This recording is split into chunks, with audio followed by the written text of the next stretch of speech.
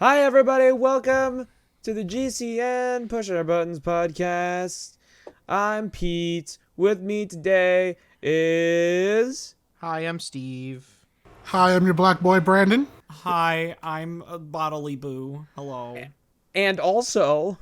This is Lucas from Pow Pop. We're doing a tutorial today.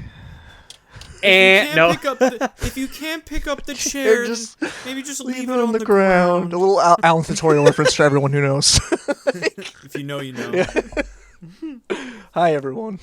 So, what have we been playing? I can't believe you asked me such a question. Wow. I guess I'll start because I opened the podcast, so I'll just get it out of the way now. I've mainly been playing, and we'll talk about it later. We'll have a whole segment for it. Sonic Unleashed Recompiled. Been learning the speed run for Dog Water. And Dog Water mention. Other than that, I've been I'm playing Repo. A lot of Repo. I gotta get into Repo. That shit looks so fun. It's so funny, dude. It's insane. What else have I been playing? I played a little bit of Xenoblade Chronicles X Definitive. I just haven't played a lot, but I have played some. I'm trying to think of it. Is there anything else that I could mention that I've been playing? No. I would say Marvel Rivals, but I've only barely touched it since Unleashed Recompiled came out. Yeah, that game kind of became your whole Yeah. identity. Yeah, Sure did. It really did. So, I've also been playing Unleashed Recompiled. Yeah, it's great. Yeah, Steve We'll get to that later. has Unleashed, guys. It's true. It's real. Hooray. It's finally true. did It it. happened. Hooray. It happened, guys. So yeah, I've been playing that. I've also been playing Doom 2016 again because baby. I'm hyped for Dark Ages. Baby, so baby. Go, bit of that. go, Baby. go. So fucking good. And I've also been playing Beyond the Ice Palace 2, Oh. which What is is that? it is a sequel. It's a Metroidvania game that takes heavy Castlevania inspiration. It's really good. It's a sequel to apparently a fucking Commodore 64 game or something like that. And it was one of the longest gaps between sequels, you know? Oh. But it's really good. It's a solid Metroidvania. It's got a really cool mechanic where the main character uses a chain whip to attack, but unlike, Castlevania where you just whip things, you can also use it to pull down doors and grapple things towards you, and it's pretty fun so far. I haven't gotten super far into it, but it's pretty good. And I'm What kind enjoying of my game time is with the it. original? I don't know. I legitimately never heard of it until I saw an article about this game, and it was just long-awaited sequel finally comes out, and I'm like, huh? And I just see Metroidvania, and I'm like, okay, I take an interest in that, and I'm like, this looks really cool. I barely know anything about the original. I also will ask, is the original also called Beyond the Ice Palace? I assume so. Damn, we go Beyond the Ice Palace twice? That's crazy. That's wild. Could you imagine? They can't get Yeah. away with it a third time. Yeah, it was hang on, it's Commodore 64. And it looks like it looks like it is also a Metroidvania. They're way more like Metroid 1 in its layout, you know what I mean? I was gonna say, because that's crazy that a Metroidvania would be on the Commodore. Yeah. Yeah, it's way more Metroid 1 than anything else. Very where the fuck do I go kind of game. Yeah, but it's also really funny looking at screenshots of the first one and then looking at what the second game looks like. Bro, it's you could not even tell it's the same goddamn fucking. That's funny. It's crazy how different the second one looks. That's funny. But no, it's really good, and I'm enjoying my time with it. It's fun. The first boss was a lot of fun. He was this big fucking executioner guy, and I'm like, this is sick. So yeah, I've been playing that, and it's pretty good. Next. I always love the awkward pauses to see who's gonna take the Yeah. initiative to take their turn next. Y'all so know my it'll be shtick. me now. I wait. I know you're last. I know. I get it. Makes it easier. I rolled 20 for initiative, so I'll go. I've only really played one game this past month, and it was Super Mario Brothers: The Lost Levels, but the original version on the Family. Oh God. Can I tell you a little spoiler for the review? But there's actually going to be a completion section for this review, because there are unlockable worlds in that game. Really? Oh, I didn't know that. Yep. There sure are. Oh, yeah. There's world A through D that you unlock. Do you want to know how you unlock it, dear viewer, and also everybody in the podcast? Except for me, because I already know. Yeah, you already know. You unlock those worlds by beating the game 8 times. Holy fuck. Yep. And I did it. Thankfully, beating the game with warp zones counts. That's good at least. That's good at least. Yeah, dude. I didn't have If to go that through didn't, all 8 it would worlds. not be worth it. Yeah, that would have been. If I Even got going to through the the end game of a with warp warps zone is a nightmare. Run and realize that it just realized that it did not count, I would have been like, "Fuck this! I'm not doing that." Yeah. Lost Levels sure is a Mario game. It's not terrible. It's not fun. No. Especially if you play as Luigi. No, I'm joking. Well, all right, Luigi. The only problem with Luigi is that it's just, hey, do you want to play this really tough game but with ice physics? Yeah. And like he slides like a fucking like quarter mile every time you stop, and it's like crazy. Yeah. Is Luigi actually in that? I didn't realize. Yeah. Oh. Yeah. What they so did instead of making it so that it's a 2-player game, Oh. they made him a separate He's character. more than. Yeah, he's more than just a palette swap of Mario like he is in the first game. Oh, wow, I he genuinely didn't know again, this. he has like different physics. Oh wow. And he's essentially hard mode because of his Yeah. physics. I genuinely didn't know this. I thought it was still just Mario in that. Yeah. Yeah, boy. But that's what I've been playing. Oh, and also Crush Crush, which is an idle hentai clicker. So I don't know if you want to know the details about that one. Damn right it is. I was not expecting that. You got me going with that one. I also have been playing some hentai games, and I chose to omit that. Whoa. I will omit nothing. Whoa, y'all. Welcome to my club. horny. Welcome to the club. Welcome everybody. Welcome to my club. Hentai man, it's not games my are fault games too. I'm gonna hold that picket sign up outside my house. I've got a whole Look, folder man, that it's not proves it's it. not my fault that like people who make hentai games just happen to make some pretty solid Metroidvanias sometimes. Wow. See, you're playing Metroidvanias. I'm playing idle clickers and puzzle games. Yeah. as long as they're not fucking slide puzzles. Well, I mean, I do like me some honey pop, so. Respect. No, that's not what I mean. Respect. I mean where it's just a fucking picture that you slide. Oh, the shit around, yeah, no, those suck ass. which is like half of the hentai games on Steam. So true, bestie. Jesus Christ. Guess I'll go, and I'll be a little bit more wholesome. Jesus What hentai Christ. games have you been playing, Brandon?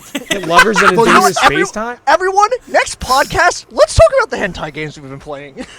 Yeah, let's go. Hentai games. Also, on the. That's gonna be our homework. Break the stigma. I guess I gotta find a hentai game to play. Yep.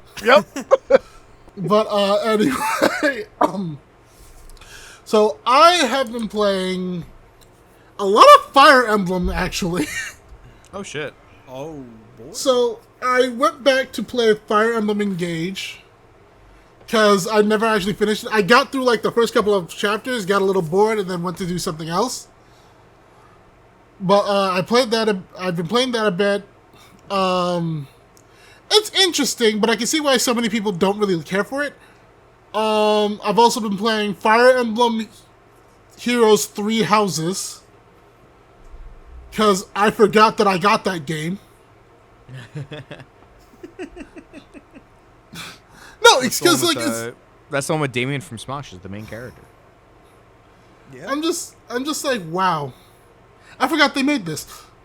What else have I played? I also went back to start playing Three Houses again. Because that was a really good game. Like, I don't think anyone can actually say that out of all the Fire Emblems it's a bad game. I've heard it's like one of the best ones. Oh yeah, I would say so. And then recently, I started playing a Pokemon fan game. Oh, which one? Pokemon Vanguard. So, is it like a regular Pokemon game, or is it like something completely different? It's a new region with it has all the starters from like Gen 1 to Gen 9, but some of the starters have like different variants. Like I chose Trico, which right now is a bug type, which when it turns into Sceptile, it becomes a bug dragon. Interesting. Do they like redesign them to fit that, or is it? Yeah, they redesigned them to fit that too. Oh, sick! I have to look this up. That's cool. Yeah. Also, music in it is actually pretty good, I will admit. Not gonna lie, the battle music just for a regular Pokemon battle is just a banger. 10 out of 10 would recommend. I will say it's a little bit more difficult, and this is one of the games that I actually don't mind that the EXP share is forced on you. Mainly you kind of need it. Well, yeah, and also it's because, like, okay, so this game is split up into chapters. Okay. Now, one thing that they did to make this game harder is that each chapter has a level cap. So, whatever the level cap is, that's the highest your Pokemon can go, and that's it. Interesting. So, when you first start with the prologue and chapter 1, the level cap is 8. And now I just started chapter 2 recently, and the level cap is 12. So like it makes it so that way you can't really just over level like everyone else usually does. Yeah, so there's like challenge. To make the game too easy. And also every battle, the second that you get a second Pokemon, every battle is a double battle. Oh shit. Yeah, so the trainers will all be double battles, like single battles for like the wild Pokemon encounters, but double battles for everything else. So it's a little bit challenging, and I like that, and that's why this is one of the games that I'm like, okay, fine. The fact that the freaking EXP share is on is not that big of a deal because we can't just over level by letting them do nothing anyway. But yeah, that's what I've been playing. All right, everybody, it's time for Lucas to roll in this part of town. Kicks the saloon door open. My little shoe stars start like jangling as I walk through and I walk to the bar. And you get like a sick guitar riff, like yeah. Tumbleweed passes by. Someone goes into like a can. Anyway, so here's what I've been playing. I'd like some milk. Yes, that's what I was about to chocolate. say. It's like, so stranger, you're new around here. What would you like? A sparkling ice cherry limeade. That's what I'm drinking right now. But hi everyone, this is Lucas. Obviously on Pop, I'm still in the middle of replaying Doom Eternal and playing through Link to the Past for the first time. I feel like I've been playing these games for like months, probably because the channel's been a little slower than normal. And obviously I still love Doom Eternal, and I have been enjoying Link to the Past as like really my first real Zelda experience. I'm almost done. I have like 2 dungeons left, I think. Skullwoods can fuck off though. That place sucked. Didn't like it. Don't like it. Skullwoods is pretty bad. Yeah. And then off camera, I actually have been playing Repo too. I was gifted it by a good friend of mine, and I wasn't really a big Lethal Company guy. There was a lot of stuff in that game I didn't really like, and I didn't like how it felt. And I felt like Repo actually fixed a lot of the qualms I had with Lethal Company, and I've been having a lot of fun playing that too. That's been really fun.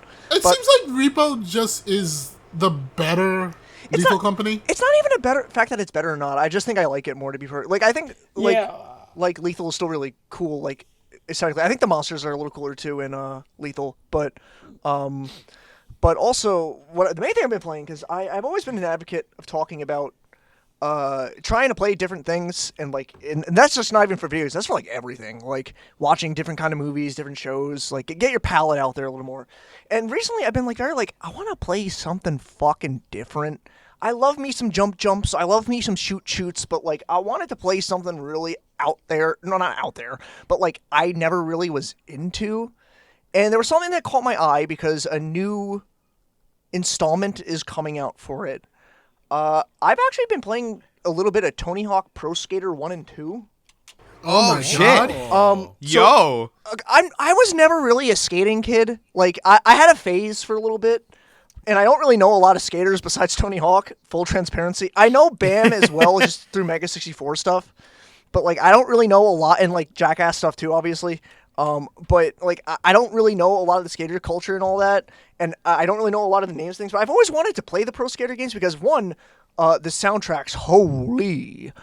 Dude, it's so good. All It's the Pro so Skater soundtracks are fucking good as shit. good. Like, I listen to songs, I'm like, I know this. Oh, wait, I know this. I know this one too. Like, it's like, I listened to these already. And I'm like, but the big one for me... Dude, specifically the first two have, like, some of the best Oh, songs yeah. in there. Well, the thing is, because I So know, like, good. for Pro Skater... Because I'm playing the remake, obviously. Right, yeah. I know, which is funny, because that's by Vicarious Visions, and, like, there's crash hats you can get in it, so I'm wearing a Cortex hat in it. But Hell yeah. when I was playing it, because they added new songs into it too, because they couldn't. I know they couldn't get all the tracks back, and like they probably were gonna add new music anyway. I'm playing it, and I was like, I know this good guitar, I know this fucking. Oh my god, it's Afraid of Heights by Billy Talent. Like, I love Billy Talent. That's one of my favorite bands. I'm like, I got jump scared by it. I'm like, holy fuck! I'm like, what? Like.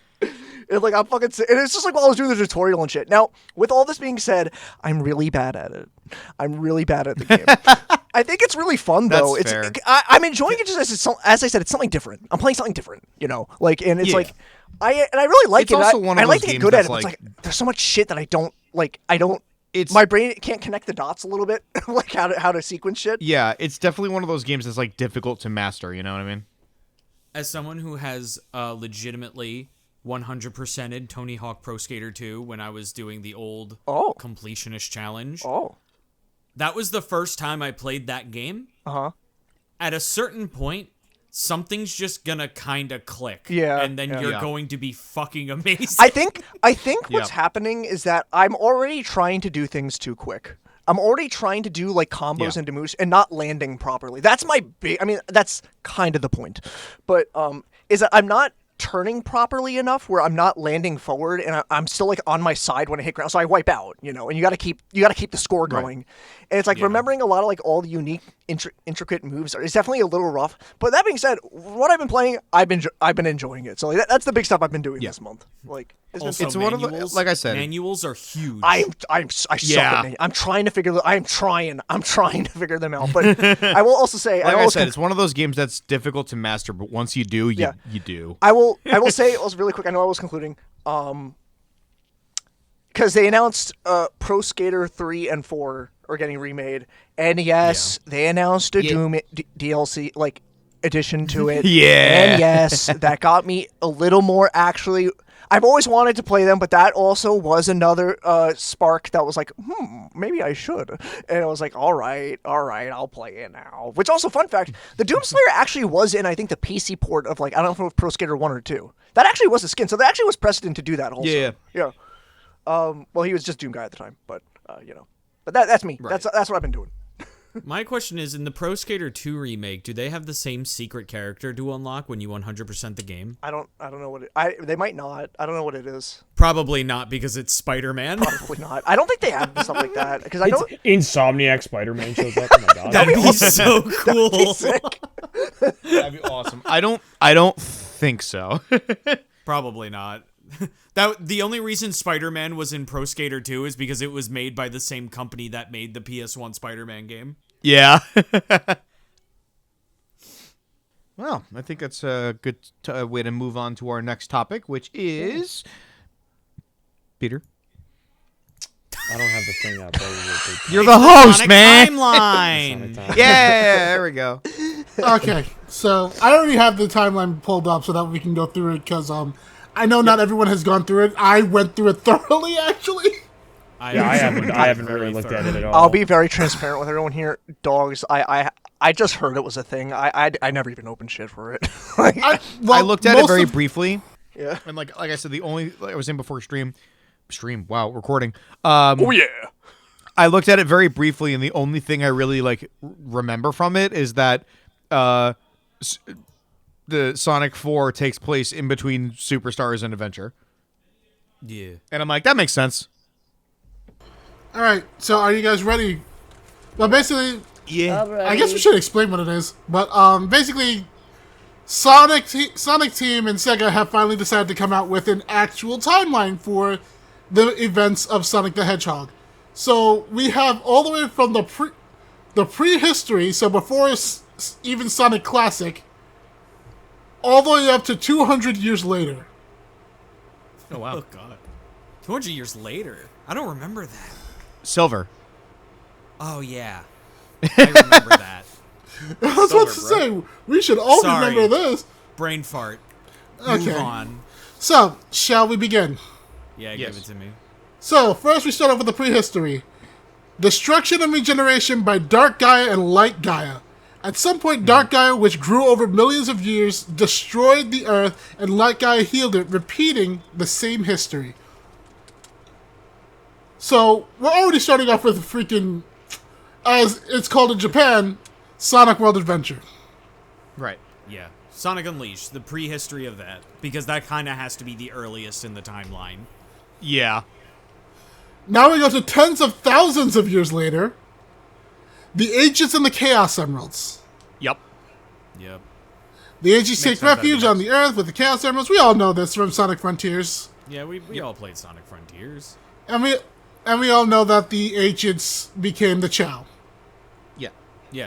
The hard What? confirmation Yeah, no, yeah, finally yeah. of that. Yes. I mean, we all kind of figured that out, but Yeah, like, I mean, it was pretty obvious, it but was like either- some people really needed it to be spelled out for them. Well, it was also And boy a howdy big- did they spell did boy howdy did Orbot spell it out for you. the biggest misunderstanding with that was always that it went the Ancients, Chaos, and then Chows, but it's actually Ancients into Chows, and then Chaos was a reverted Chow that got really Yes, mad. he devolved. yeah. So then we're still in the tens of thousands of years ago. Dark Gaia's destruction of Earth, the earliest record. So this is basically just like the earliest records of when Dark Gaia actually destroyed Just the as Earth. the Gaia manuscripts foretold. So, yeah, the Gaia manuscripts. See, this was the thing that I thought was the most valuable information within this timeline, because the main thing people were confused about were like, if Dark Gaia and Light Gaia fought millions of years ago, then how were there Chaos Emerald Gaia temples if the Chaos Emeralds weren't there yet?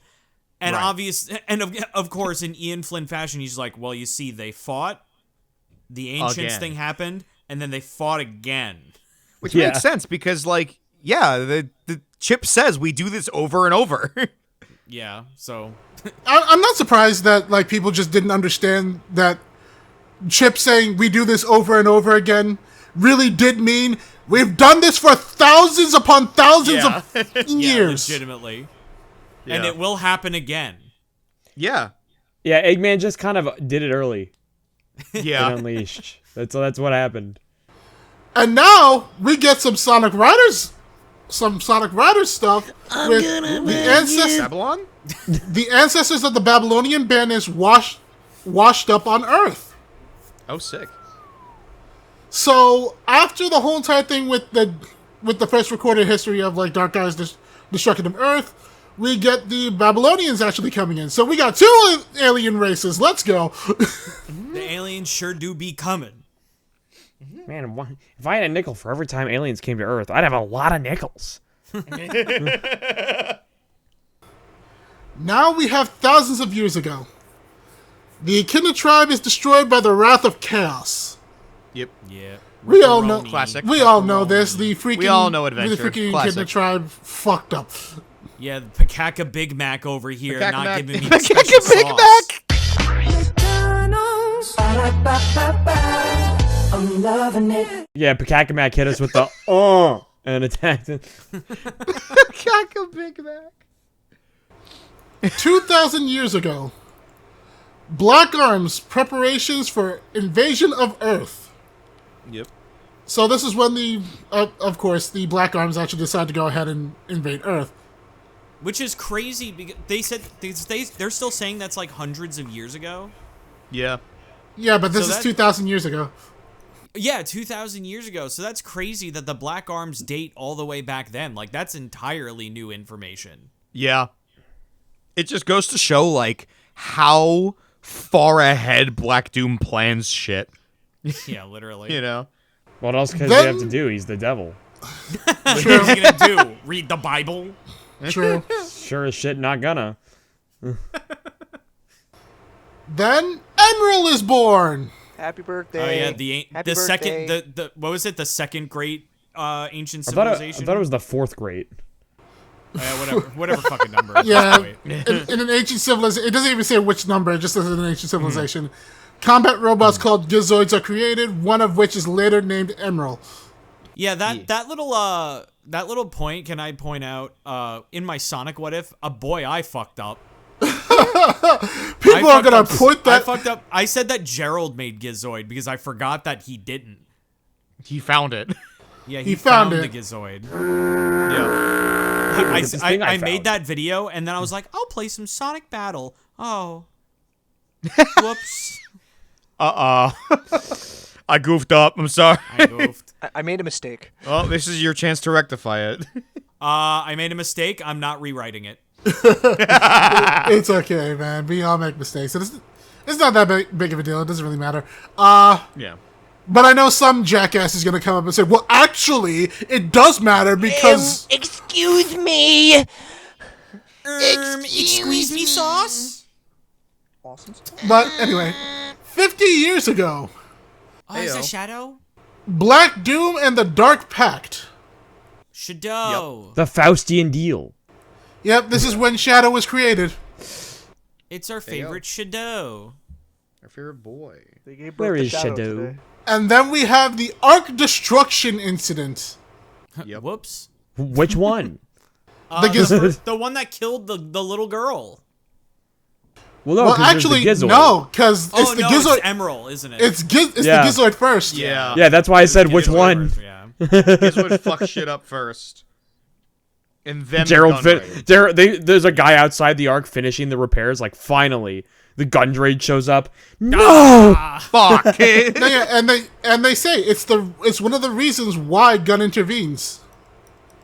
Well, Yeah. also because of Gerald refusing to make weapons for them. No, yeah, Yeah. but it's another one of the reasons why is because the Gizoid thing. So like, they probably wanted the Gizoid research too. So, Yeah.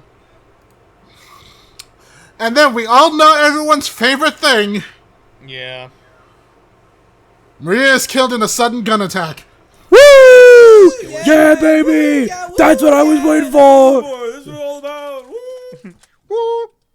Yeah. So now we get to Sonic 06. The The Soliana experiment. Cause Oh, every that's night I 2006. Sonic and Elise altered history. They sure fucking did. Yeah. They sure did. So we all know about the Solaris experiment, how it failed originally, but now they made it so that way it never failed, and now that timeline never existed. Yep. But they also have Solaris experiments failed and Iblis's seal. Ooh, what is it? What does that mean? We all know what that means. Bro. Alternate Well, timeline. listen, well, yeah, it could mean it probably means alternate timeline, but like I still question because like the end of 06 makes it so unclear. It's like, does Sonic remember? Yeah, it kind of implies that he does, which is always something that I thought was odd.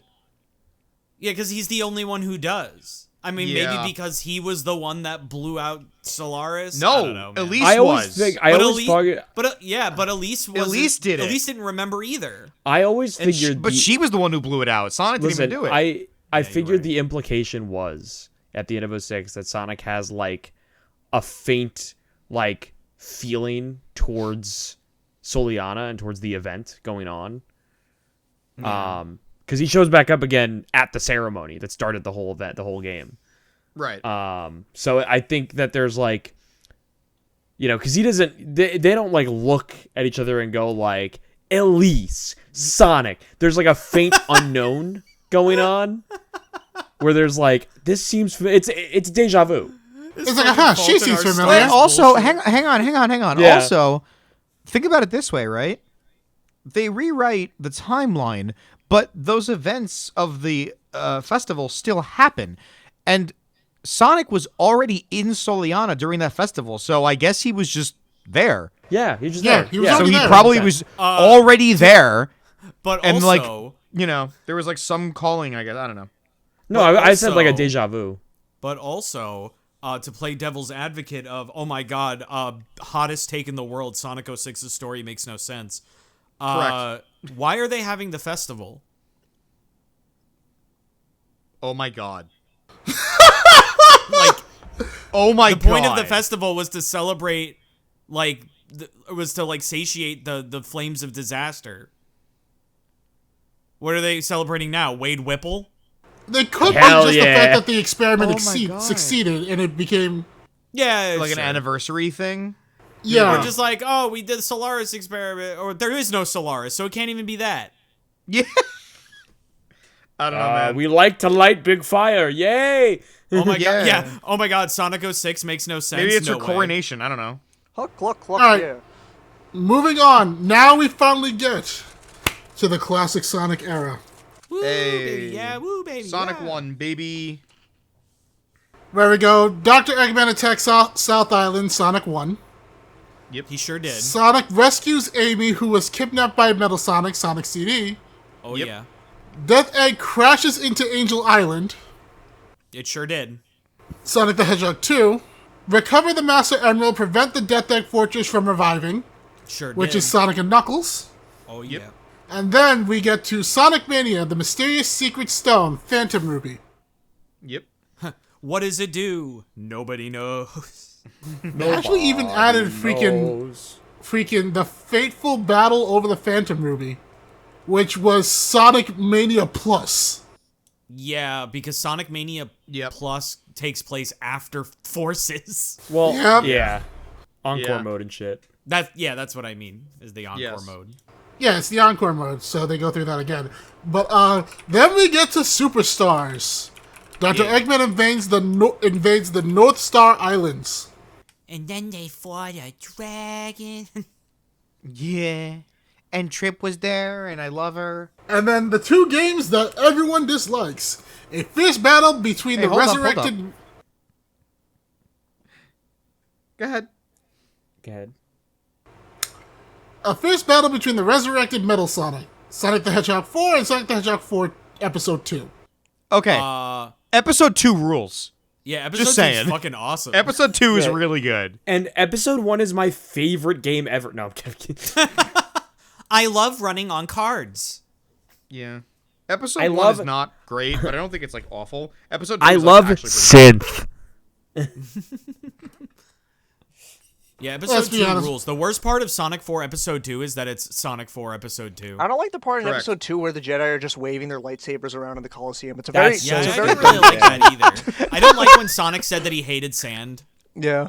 It's very, very weird choice for them to do that. But, It was a very awkward moment when Tails told Sonic that he killed all those people. yeah, it's And not just the Not men. just the men, the women and the children. Women and children too. By the way, That's crazy. I forgot to mention that Episode 1 and Episode 2 are the beginning of the modern Sonic era. So for anyone Right. who was confused about that, there you go. That's when modern Sonic actually starts. It's not actually Sonic Adventure. holy moly. Sonic 4. Sonic 4. Speaking of which, Sonic and his friends saved the world from the threat of perfect chaos. Yay. Sonic Hooray! They destroyed a whole town. And we all did it together. All's well that ends well, right? Oh, sorry. Was all did it together? Was that 2? Was that 2? Yeah, that was Oh my 2. bad. My bad. That's Adventure 2. 'Cause it's funny. Tails has 2 lines that are after a fucking cataclysm, basically. Yeah. And then Sorry. we go to the crisis of Marginal World, a different world of light and dreams. What? Oh, is that Sonic Shuffle? Yeah, Yeah. Sonic Shuffle That is actually- canon. Yeah, That Sonic rules. Shuffle's That's canon. I'm sorry, what the fuck do you Everything's mean canon. Sonic Shuffle's canon? Everything is canon. Don't say. What no, do no, you no, no, mean? Don't say that yet. Don't say that yet. Because I'm going to quiz you on something when we're done. My god, okay. I'm mad. But yeah, Sonic Shuffle is canon.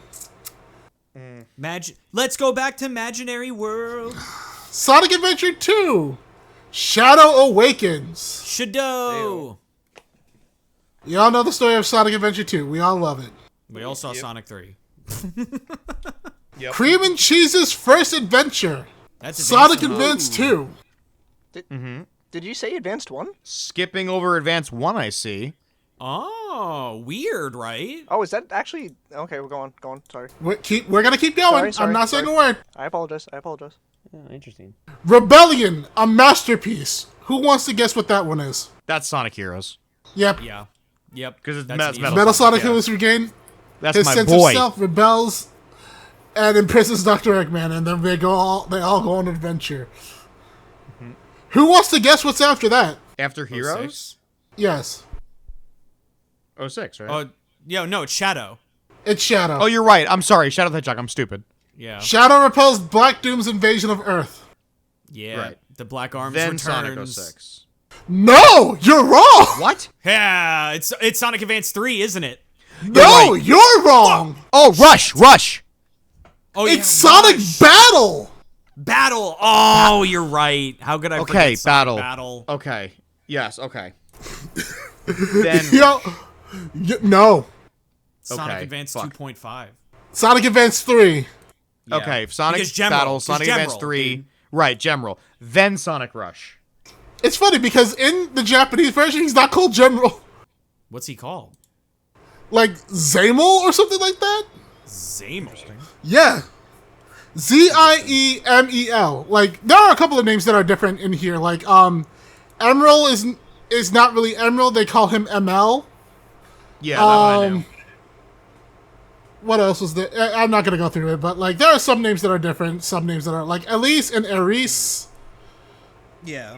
But, Right. but yeah, Zemel or Emerald Aerith, yeah, go ahead. or General is born. Sonic Advance 3. Blaze, the princess from another world, comes to Sonic's all right, world. there's Sonic Rush. And then Sonic Rush Adventure, shortly after. But first, Sonic 06. But how did Blaze Wait. Sonic Rush, then 06, then Rush Adventure? No. Oh. No. I'm laughing at this because it's funny. All right. Okay. So we Sonic have Rush. Then 06. Uh-huh. Okay. Still have no idea how Blaze got to the future, but alright. We never will. Then Riders. Riders? Battle against the Babylon Bandits in the fastest race in the world. Yeah, guess that that's makes after sense. 06. Yeah, that makes sense. Okay. And then it's Sonic Rush Adventure. Okay. Fair enough. I guess that gives enough time for Blaze to be like, "Oh my god, it's so good to see you." Yeah, that's fair. You should die. You must die. You must die. Yeah, Sonic and Tails get lost in Blaze's world. Still don't Right, know how okay. we went from another world to the future to another world again, but you know what? I'm not going to question it. Yeah. Blaze goes to the future for some reason. All right, so who wants to guess what's next after Sonic But she Rush goes to the Adventure? future of Sonic's world for some reason and not her own. I don't understand. Listen, we're not going to question it. We're moving on to the next thing. Yeah. So All right, what's after Rush Adventure? So what do you think is after Adventure? After Rush Adventure, Rush Rivals? Adventure. That's what I would guess. Ah, man.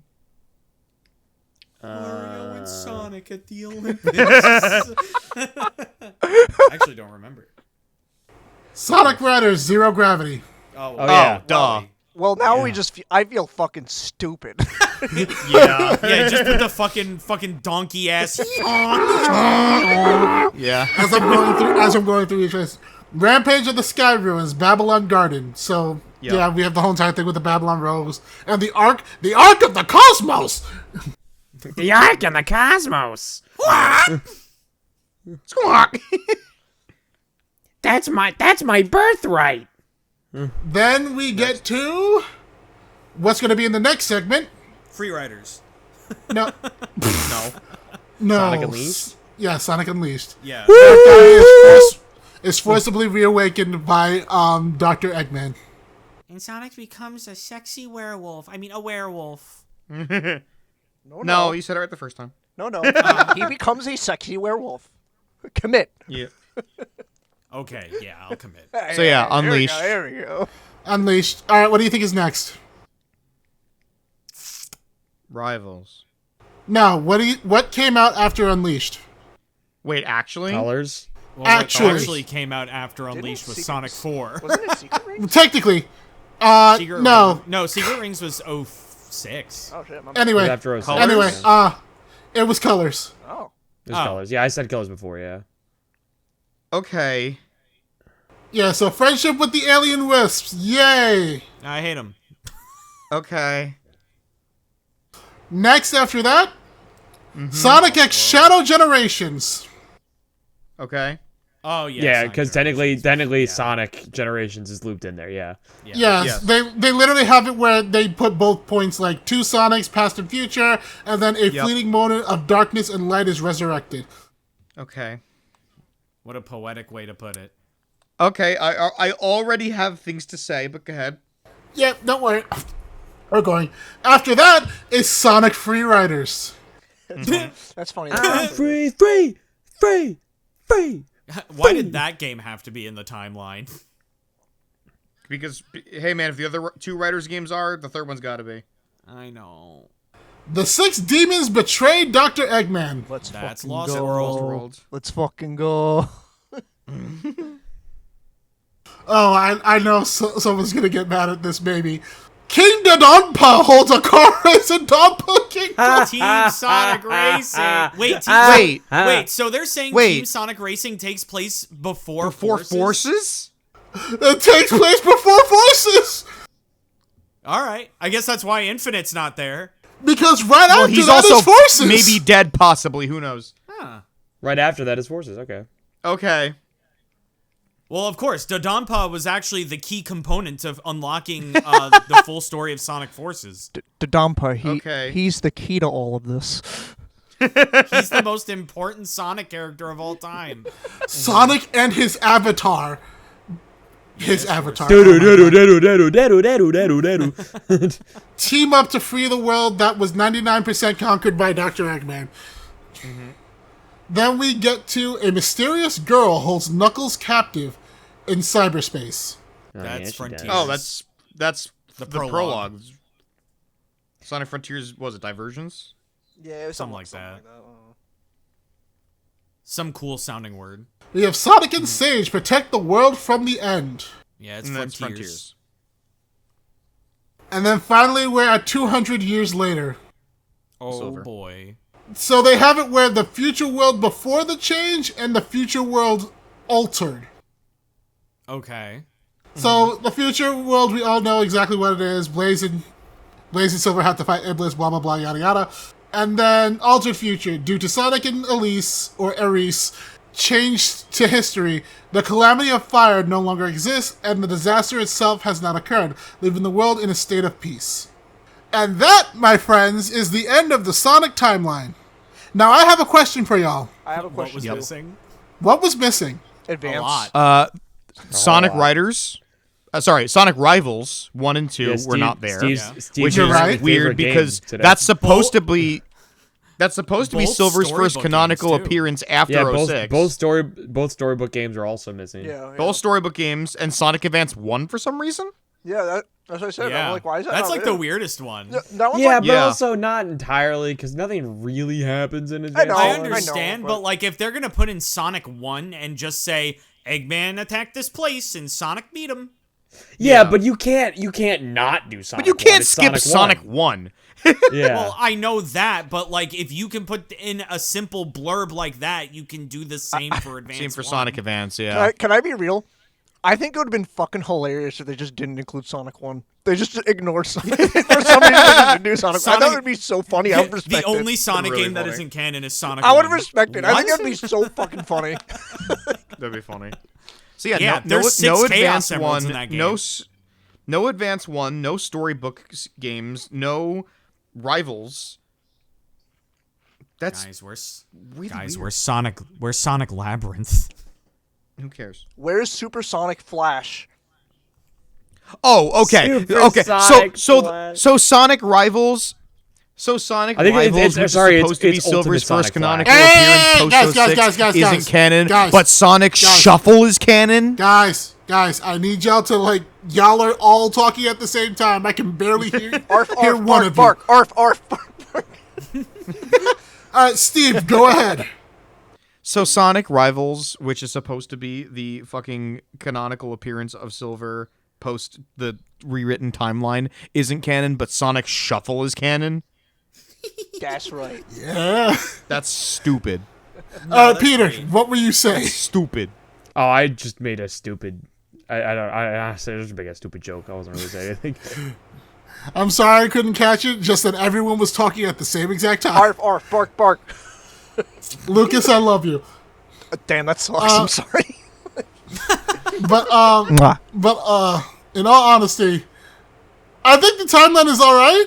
It's just that I find it hilarious that Team Sonic timeline. Racing Is before Forces. That's so weird. That's so weird. Dude, it's not even like, oh, Team Sonic Racing canon.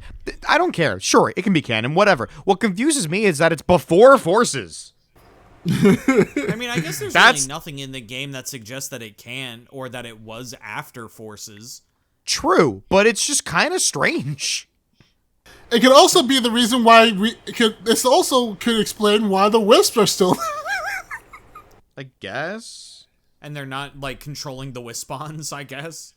Maybe it'll explain it's really why funny. Silver's It's there really in funny Forces because he's already there. Wait, but then Blaze just decides to fuck off? I don't know. It's really funny that we saved the Wisp from enslavement only to inevitably enslave them ourselves. Oh my god, we saved you from being inside of Eggman robots. Now get in this gun. Get in this gun. Now get in And this capsule. it's like no, Wow, I never really thought about that. That's kind of fun. They're our friends. They're helping us. We're working together. Let them leave the gun then. But I need it. No. You don't understand. They want to be a firearm. You don't understand. Yeah, it's like Pokemon. They like this. This is fun for them. Fine. Let's ask them. Eagle Wisp. There's no response. He's dead. He's dead. You fired him out of that cannon. How many times fine, has he's Burst fine. exploded? They're not in pain. It's just the sound of air escaping.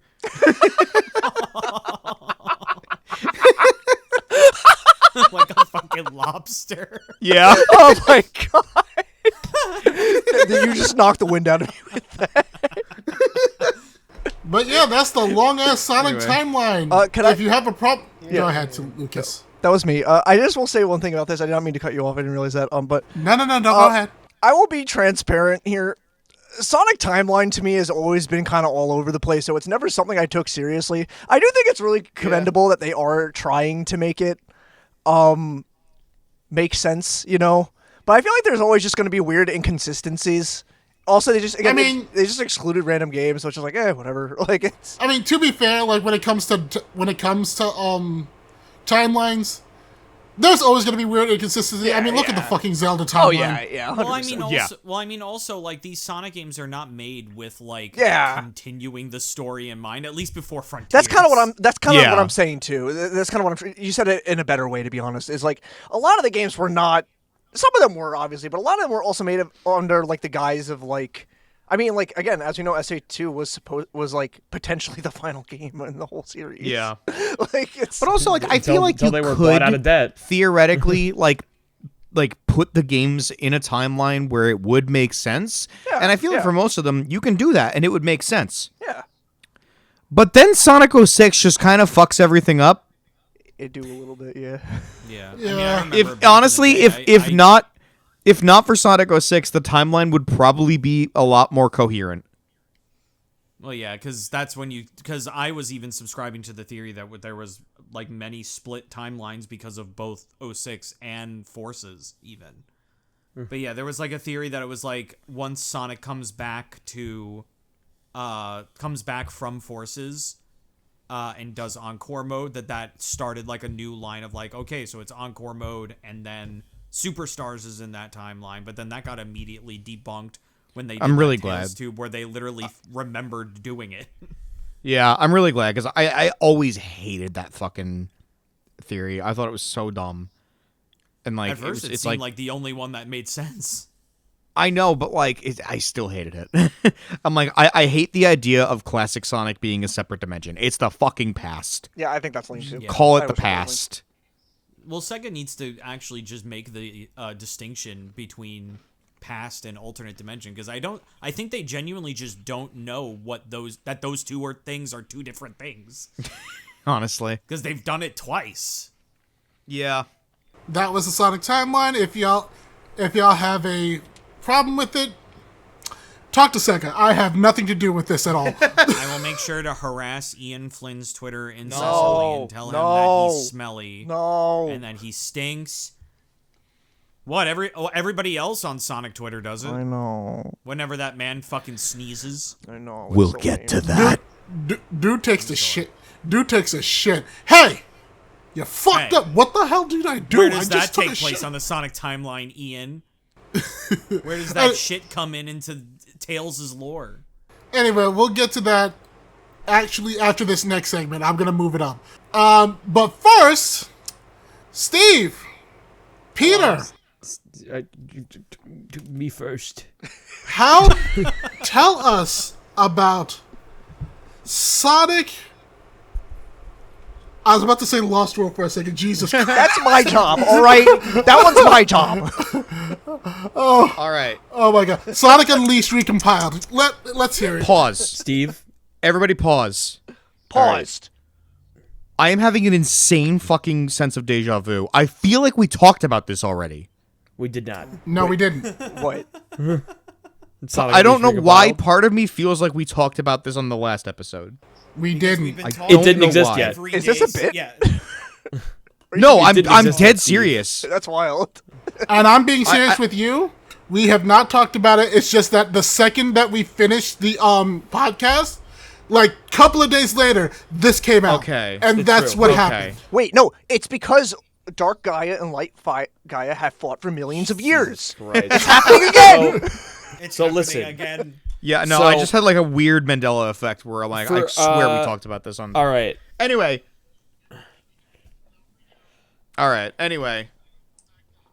So fans ported Sonic Unleashed to PC finally. Give me. All right. Can I, Steve? Yeah. I literally said, let me go first. Yeah, me that's go fine. in? Go ahead. I was just an introduction. Yeah, but so I was gonna say, I do not know the name of the person, or two people or so that did it, but Sonic fans have done it again, in that they showed us the true power of human will, by not only porting Sonic Unleashed to PC because Sega wouldn't, but doing so via a tool no one else has done yet, in that they made a tool built to recompile Xbox 360 games, which is not an easy task, and that's why it has not been done yet. But leave it to Sonic fans, who are starving, to get the job done. And might I tell you, Sonic Unleashed Recompiled is the best birthday present I've ever gotten. They came out literally on my birthday, and good God, there is nothing, there is no flaw in it. There's flaws with Sonic Unleashed. There's no flaw in the port.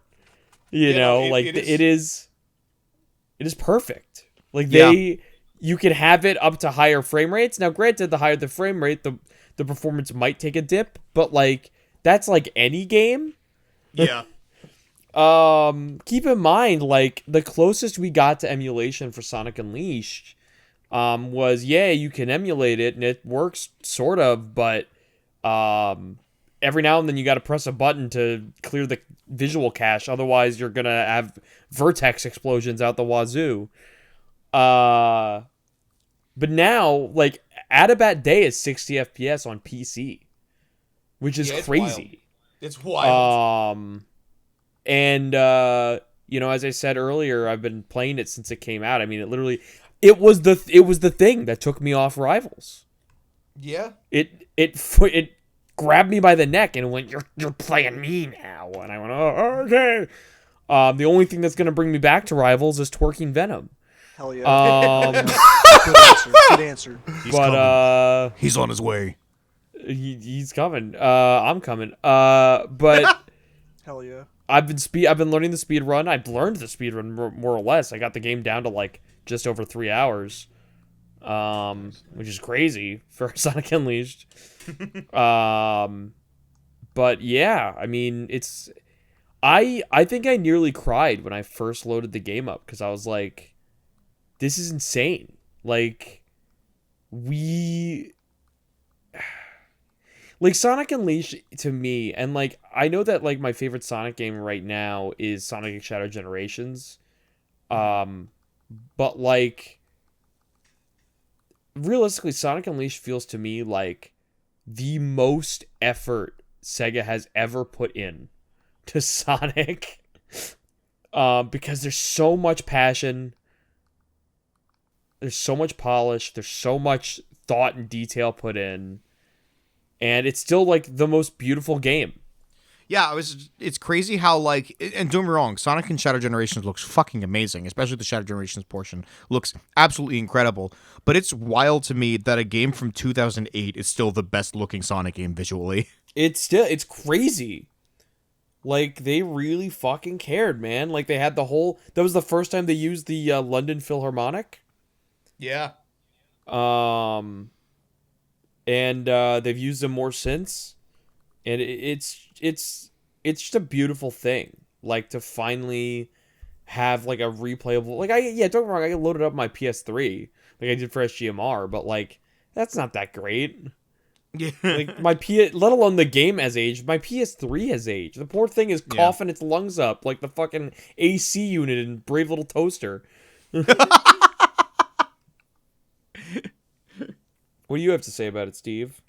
I mean, it's just, for someone who doesn't have an Xbox 360 anymore, because I sold mine because I barely used it, and never had a PS3, just being able to play Sonic Unleashed again after so long is an amazing feeling and reminds me of how good the game is. And it's just wild that like we live in a time where not only can I sit and play Sonic Unleashed, like on my Steam Deck comfortably, but also like if I want to, I could replace Chip with Hatsune Miku, because the mods are already fucking insane for it, and it's great. But it looks amazing. It runs so nice. Like, it is so fucking smooth. Again, like you were saying, like fucking out of bat day at fucking like 60 FPS is wild. Because I remember that level fucking chugging on my Xbox. But like it's amazing, and it really shows that like you have people who are dedicated enough and passionate enough, you can pull off fucking miracles, man. It really, I mean, I'm sorry I cannot remember the names at the time of the people who did the actual recompilation, but I cannot be more grateful than I am for what they've done for the Sonic community. Sega needs to step up their fucking game. I was gonna say it's kind of crazy too if you really think about it. It's like we live in a day and age now where companies really need to get on their shit, because if the companies aren't gonna do it, the fans are. Yep. And you're not gonna be in the good graces with the fans if you start being Nintendo about it, Yeah. And Sega can't, like, what's crazy too is that like, Sega can't really like fault, like there's really nothing they can really say or do to like persuade the fans in any way after this. Like, I love Sega, I really really really do. But unless they give a complete certified, like, full answer of, yes, the whole game was in a legal lockup, so we could not do a re-release, there is nothing they could say to explain why they haven't re-released this game. Especially and if they were, like if they were to go, thing that was asked for. Yeah, and if they were to go, oh, at the time it was poorly received, so I don't give a shit, it's not poorly received anymore. Yeah. And it hasn't been in a long time now. And even when it came out, it was poorly received, only like sorta. It's the reason why Sonic Colors is all day stage, basically, because they liked the day stages in Unleashed. Yeah. Also, Werehog rules. And I'm sick the Werehog's great. Dude, when you fully upgrade the Werehog, it is like a really fucking good beat 'em up. Even before you do. Like, if you fucking take half a second to go, what can this guy do? Oh, I can do this. It's way more fun. It's the same people complaining about the Werehog are the same people who complain about FF16 because you only have to press one button. It's like, you just because you can doesn't mean you should. I'll be real. The Werehog for me was always a case where it's like, I maybe this kind of says more about me, but like, even without upgrading it, it was a case of just like, I don't know, I was having fun with it. Yeah. like the feedback felt good. I got to do cool things.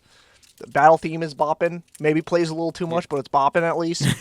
I don't know. I've You always can turn it off and recompiled. That's funny. That's really funny. But I've always enjoyed the Werehog. I thought it was fun. I understand the reason why, but like I always thought it was fun. Well, my thing is that like a lot of Sonic fans who complain about the Werehog are just like, oh, it's a different feel. It's so different. It breaks the pacing. And I'm like, hey, Sonic fans, maybe just play other fucking video games. Like, please. Well, it's not even so funny. That's how I feel with any Sonic fan that plays a Sonic game that has multiple play styles. It's like, this is the series. Yeah. And I'll admit, I had to have my 180 moment on Sonic Unleashed. I didn't like the Werehog stages at first either. But honestly, thinking back, I don't even think it was the Werehog that I had that much of a problem with. I think the thing I had the most problem with Sonic Unleashed back in the day and why I was saying for a long time I didn't like it were the medal collections. Yeah, yes. I still don't like that. Yes. But and let me tell you, as a man Thank who God I have a mod that now, makes them optional. as a man who speedruns the game now and can't use that mod, it's really not that bad. You can tell it's not. You can tell me that until the cows come home. I'm still just like, this is annoying. It's definitely not as bad as I thought it was when I was sure. younger. I'm sure. Because I really, when I replayed that game the second time, which was while Pete and Mikey G were doing their Let's Play back in the day, I decided to replay it, and I was like, as long as you know that you have to collect them, and you kind of like make at least a little bit of an effort to do it, really the only roadblock that you'll hit is like Atabat. Yeah. But even then, what's so crazy too is that like they're not even like, I saw so many, there was a whole big Twitter beef with Unleashed Recompiled came out because people were rediscovering the game. There was a huge Twitter thing about this one specific moon medal in Apato's Day that's off the side, and people were like, I can't believe they need you. First of all, it's a moon medal, which you only need like you 60. never need. Second of all, it's one moon medal in the whole stage. A moon medal you can go back in the stage later and maybe look for. Because yes, while the day stages are built to just keep going, you have a break. You have a stomp. You can stop at any point if you so choose. Just because the stage has a lot of running straight ahead things doesn't mean you can't stop and look around. There's some insane details. The fact they made that space with tables and shit to put the moon medal in is insane. If they did that now with Sonic games, I'd be so happy, because a lot of modern Sonic games are so fucking just hallway sim. Yeah. Okay, before we continue with this and actually go on to the next segment, I do want to say, with the fact that we do have Sonic Recompiled, this has opened up a whole entire thing for gaming in general. Yes, sir. We now have a way to actually bring old freaking games that aren't getting remade, anything like that anymore, into a like digital library legitimately and officially. Yeah. We don't have to worry about, are they ever going to release a remaster? Are they ever going to release like a remake of it? Or are they even going to continue it? We now have these games that we can go back to, say, hey, we have this new system that we can use to go ahead and just bring it onto the computer, and that way we actually go ahead and keep it. Because, unfortunately, keeping video games nowadays is hard as hell. Yeah. Yeah. And like, That's hey, something man, else that if we're I wish we could talk about, but we're not gonna. hey man, if we're able to like recompile Xbox 360 games and just be able to play them on PC, like, hey, can we do that for Asura's Wrath, please? Can we do that for Asura's Wrath, please? I saw someone say Sonic 06 recompiled, and I'm like, we don't need that. We have Project. You already 06. have Project 06. Yeah, just play Project 06. Yeah. I mean, listen, I'm of the camp of giving my cutscenes too. I mean, Yeah, they're probably still agree. working on it. Yeah, Project 06 is not done. It's still not finished because they are going to add more to it. But yeah, let's move on to the next piece, which... What the fuck did you add, Steve? I said, do Sonic fans even understand Sonic? Because there has been an entire fucking discourse where there's a whole subset of people who think Sonic isn't cocky. And I'm like, are you stupid? I said this before when you talked about this in the beginning before. If in a game like Super Smash Brothers, the taunts that you have for Sonic are "you're too slow" in a mocking manner, and "come on, step it up." If you don't think that's cocky, I don't know what the fuck is. Oh, but Brandon, that's Smash Brothers. That's not canon. That's not an actual Sonic game. Okay, I can list like several examples in actual Sonic games where he's cocky as fuck. I'll the also opening of say Sonic this. Unleashed, for example, is like everything in also Sonic say- and the Black Knight. I'll also say this. That's Smash Brothers, Sakurai makes sure that he does extensive research of the characters. He knows these characters better than you will ever know them. Yeah, Yep. that's why he made Sora the most vocalized character in the entire game. Kid doesn't shut the fuck up. It's true. I think when it comes to stuff like that, I really want to have like the bigger conversation that I think we can all agree upon, that the most fascinating thing about Sonic fan discourse is that nothing, absolutely nothing, is agreed upon.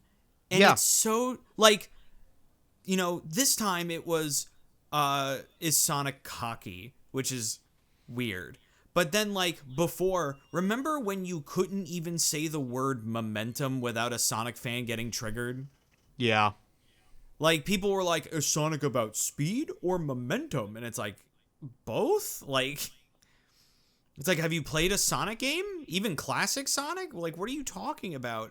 But then you also have, the muzzle size, the spine length, The quills. all of these... The quills. Yeah, all of these little fucking details. He's not the that right really shade just- of blue. Yeah, what color blue he is, what if Rouge's titties are out enough? And Okay, I'm not that even one's kidding important. About that. That one's important. I was First of all. about to make a joke about are we going to start arguing about what blue he is? Never Yes, mind, we I didn't have. know that was already because a people thing. don't understand how Already a fucking thing. lighting works, apparently. There is absolutely nothing that Sonic fans can agree upon for this fucking franchise. For any I saw character, somebody say really. that Crush 40 was mid recently. I'm like, what are you talking about? Well, here's what I think the broader issue is. There is nothing more vocal than an angry Sonic fan. Yeah. And there will be many if you make really fucking dumb assertions about this series. So what you really have to kind of analyze, though, is do people really believe this, or is it engagement bait? Because they know if they make some radical, dumb, tone deaf, brain dead, whatever take on this franchise, that you're gonna get thousands of people being like, "What the fuck are you talking about?" Yeah, you know? we live in an I era get where that, but at the is same time, constant. specifically the Sonic is not cocky one, they kept doubling down on it. and they kept trying to back it up. That's how you rage bait. That is legitimate. I don't know. I don't know, man. Here's the rule of thumb: if you see a tweet and it's doing something like that, and they have a blue check mark, they're probably rage baiting because they get money. They did not have a blue check mark.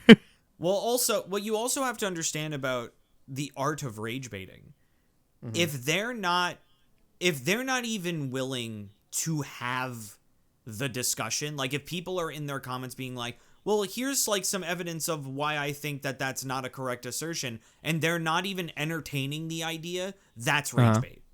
Oh, they were entertaining, and they were providing like counterpoints that were incorrect, by the way, but they were trying to provide counterpoints of Sonic. Like, that's not cocky.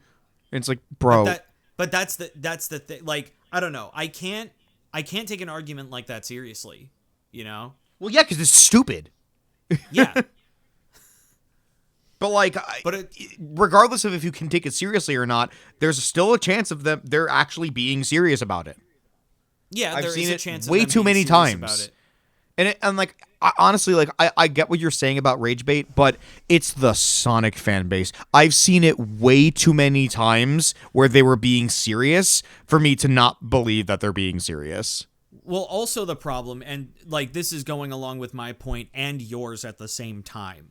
Even if it is rage bait, the way that the Sonic community works now, unfortunately, is that if even someone posts something to be rage bait, there are going to be 3,000 other people that are going to be like, yeah, maybe that is right. Yeah. That's the problem. That's the real problem. Look, man, I've said it so many times, and like it bears repeating, and like, come at me, say what you will, like I don't care. Like, if people are gonna get mad at me for saying this, whatever, it's fucking true. Nobody hates Sonic more than Sonic fans. I mean, that's just legitimately true, and I feel like a lot of fan bases are like that. It's true. But like Sonic specifically, man, is like, I've never like the Sonic fan base has always been bad. The main ones I think of are like Sonic and Star Wars. Yeah, the Sonic fan base has always been bad. Like, that's always been a thing.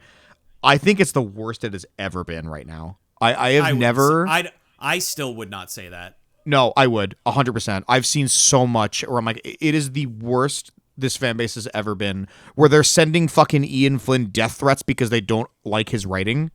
Like, they've been doing the same thing to Izuka for years. Yeah. Well, even still, it's like we're in such a place right now where I have come so close on like multiple occasions of literally muting and blocking any word relating to Sonic just to get away from it, but I don't, because then I'll miss out on like really good art or actual announcements. Yeah, that's why I kind of like, I really don't pay attention to the fan base anymore, like for anything, really. Dude, I try not to, but it's all over my fucking timeline. I can't escape it. Yeah, but even when I see it, I'm just kind of like, oh, well, that's stupid. Scroll. Like I follow an account, I follow an account where they just post nothing but like Amy Rose stuff. Mm-hmm. And I don't agree with them. I don't agree with them about her character at all. Yeah. Because, you know, they were talking about how, like, especially when Generations, like Sonic Shadow Generations was coming out, and, you know, they like rewrote a bunch of stuff, and they kind of like changed like her relationship with Sonic a little bit. And everybody got in a tizzy over that. But like, they were saying like, oh, this is a portrayal of her character. Like, this is not who she is. This isn't what she was made for. And I'm like, you're wrong fundamentally. But also opinion. But like, I look at an opinion like that, and then I just kind of keep going. And I understand. I agree with you on what you were saying, but like how they were wrong. But also like when people who are arguing about that, I'm like, I'm sorry. Do you want Amy's entire character to just be obsessed with Sonic? Do you really want her to fail the Bechdel test that fucking hard? I mean, we had that, and then people hated it, and now people hated her, and people hated it. Well, that's the thing, right? Is that the Sonic community, whether they're rage baiting or not, is so divided on literally everything that it's honestly something to be studied. It's crazy. It is genuinely insane. And We can't I agree am on so what games are the best. We can't fucking sick agree of on it, what dude. games are bad. We can't agree on what color Sonic should be. We can't agree on what Sonic should sound like, act like, look like. It's almost like if you were an outsider looking in and all you saw was people talking about Sonic would sound like the most inconsistent character possible. ever. Yeah. Like it would seem like Sonic would have no consistency whatsoever, and it's very fascinating that that's just not true. It's And just all these that mother- there's so many different interpretations of this character that just no one can agree on it. And all these motherfuckers who were like, I could write Sonic better than Ian Flynn and the other writers. No, the fuck you can't. Sit down, shut up. No, you can't. It's kind of Because, like how a lot of here- people like to say that they can make better games than the Sonic team, and I'm just like, no, because most of the time you make literally open world empty games. Oh my god. When Sonic there was not an era I hated more than when everybody was praising Sonic Utopia. Don't get me wrong. Oh my God. Sonic Utopia is a cool idea. It was cool, but like it was cool for an hour. Dude, there's nothing to do. Yeah, and then like every Sonic fan game, Not that to was mention coming that the out creator's was a trying fucking to piece of imitate shit. it. Oh yeah, but I mean that's just That's just that's besides par the for point, the but course for it, the it, internet. it's worth mentioning if we're talking about yeah, it. yeah. I mean same with Sonic Omens, but Yeah. Sonic, That's and that was the other that's thing. not a It was fan like game, that's Sonic a spite Omens game. came out, and they're, oh my god, when Sonic Omens was coming out, and everybody Mm-hmm. was being like, "This is better than any Sega Sonic game," and then I played it, and I'm like, "No, it's It's not. awful. It's not at all. It terrible. controls like shit. It's really bad. It's not fun." And it was weird that people were pretending that it like it's a thing of like there's no one that bandwagons more than Sonic fans do. Yeah. Sonic fans will bandwagon on anything. That's why you get posts like, "Was I the only one who liked Sonic Unleashed?" And it's like, Yeah. the answer was no from the beginning. No. Yeah. Also, like, this is the last thing I'm gonna say before we move on. I was hanging out with my friend Kayla the other day, and she's like a very like casual Sonic fan. Like she got into Sonic because of the Chows, and like really only cares about the Chows. Fair. But like knows a couple things about it, whatever. And I was going on a tangent about the Sonic fan base, and she asked me a question, and that question was, "What do Sonic fans want?" And I'm like, "I wish I could fucking tell you. I Well, that's the don't thing. know. Well, I don't that's even the think thing, they like- know." Well, here's the thing, and this is the thing that when you're talking about a fan base, you kind of have to keep in mind to stay sane. You can't treat the Sonic fan base like it's one person, because it's Yeah. not. You have to remember that the Sonic fan base is consisted of a million different people with a million different opinions. So for a franchise that's been going on for 30 years that has a cajillion fans across the world, there is going to be no consensus. Yeah. And also it's like, it's not like it. The only thing that I don't like about it is that, like, why can't we treat Sonic like Mario? I know that's the coldest take on planet Earth, but why can't No, we I treat know. it like Mario, where literally Mario can literally just do whatever he wants, and people are like, all right. Yeah. It's kind of Mario like, can shit in a bucket. Best Mario game ever. I would play Mario Teaches Wiping. I would. I need to know. I need to know. I need to know. Maybe the stinky. I mean, but then Lucas that's says also that like Lucas says that like 5 more times. He's like, I need to know. I need to know. You have to out me. Stop it. listen, but that's also the reason why we got like the Mario Bros, New Super Mario Bros, New Super Mario Bros Wii, New Mario Bros Wii U. But then they changed it because after people actually said, like, can you stop? They said, okay, we'll stop doing that. And they came out with 3D Land and 3D World. Well, it's like they can do 3D platformers, baseballs. Yeah, Steve's dying. Yeah, rest in peace. Yeah, I know. Wiping took me the fuck out. So fucking funny. If I may throw my hat into the ring here briefly in this conversation, because I this is like the topic here on the docket that I like. It's really hard for me to engage in because, like, look, I'm gonna be real with everyone here, and this is not a moral high ground thing at all. I swear to God, I just don't care. about like it's. I've really like, man, I got too much shit going on to like. Honestly, Lucas, you've been through a lot of different fandoms. I've been so through a you lot of probably different, and I'm still like look, where this anger from Steve comes from for me is like where like I see like what goes on with FNAF fans, and I'm just like, with FNAF fans, to me, and I've said this multiple times, it's not something I am like, oh, afraid to say. No, is that to get popular with FNAF now is you have to talk about how much you fucking hate it. How much you fucking hate every little aspect of it.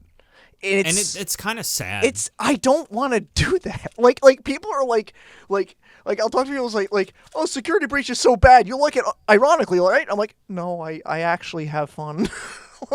Security Breach had like a rough start. I'm not gonna say it's a flawless. No, I'm not. Yeah, no, it is blind. definitely flawed. But like I still completed the game 3 times. I would rather be truthful in saying I like a flawed piece of media than ever be on this like fucking like 5-paragraph essay on I like this piece of media and it is actually good because ...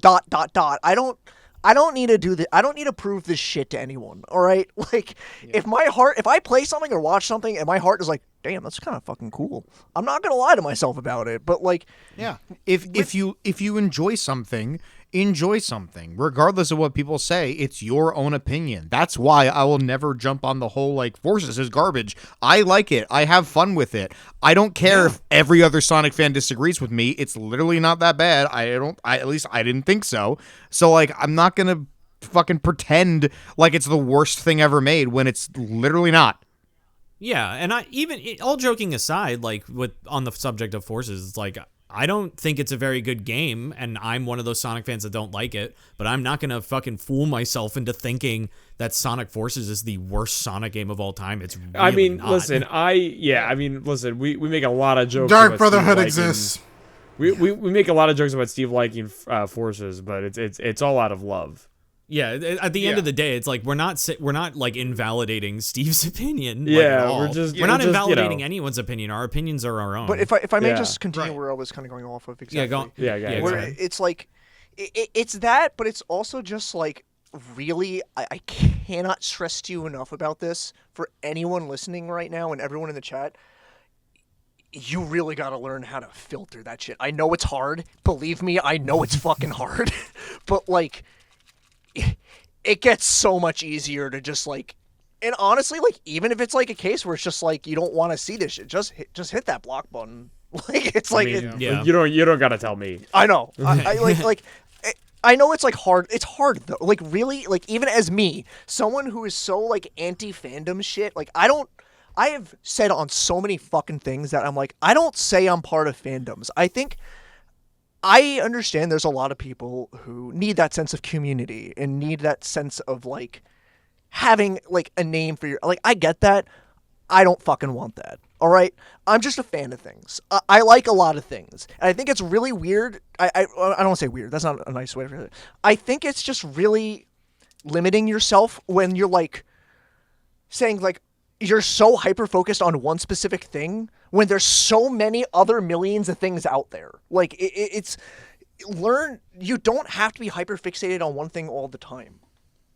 Really, like, put yourself out there and look at other things. And it's like, these people who are like, and I'm going to go back to FNAF here for a second, it's like, the theorizing culture in FNAF, obviously that's always been an aspect of it, is so just fucking like he said, she said at this point, where it's just like, I don't give a shit about the lore anymore. I've said this so many times. Yeah. I just want to play cool games and like cool horror like experiences or read cool little horror stories. Like I'm finally reading like the Tales of the Pizzaplex stuff, and like the first story in the first book was like a solid little horror story. Not really FNAF at all in the slightest, but it was. I enjoy. That's a lot of like the book stuff too. You're right, 100%. And it's great. It's great. It's cool, and it's like I think that's really. And I've said this in like my babbling about the FNAF movie, where it's like I think the place FNAF is in right now is so cool because it's like you need to get young fans into horror. Like I was a Goosebumps kid. Like it's like, but I'm tangenting a little bit here. The point I'm trying to make is that like it really is noise half the time. And while it's really hard to filter noise, if you do your best at it, it becomes a lot easier to ignore it. Yeah, my final point on this, to kind of add on to what you're saying. So, like, you know, I get a lot of comments right now, especially lately, on my video where I mash the entire Kirby retrospective together. So it's like reviewing every Kirby game ever. Mm-hmm. And I got a lot of comments saying how wrong I am about some of my opinions on some of the games. Like, a lot of people disagree with me about Kirby and the Amazing Mirror, where a lot of people really seem to like that game, and I just think it's kind of okay. Or a lot of people will disagree with me about Kirby's Pinball Land, where I think that's one of the worst games I've ever played in my entire goddamn life. And a lot of people seem to like that game. Or even like they'll even point out, like, there was one that I got recently where they pointed out a hypocrisy that they deemed that I had. Oh, you mean the assets thing? Yeah, so they were saying that it wasn't, I was being a hypocrite, in my opinion, because I complained about Kirby and the Amazing Mirror reusing assets from Nightmare and Dreamland. But I didn't complain that the story of Kirby's Dream Land 3 is, like, kind of the same as Kirby's Dream Land 2.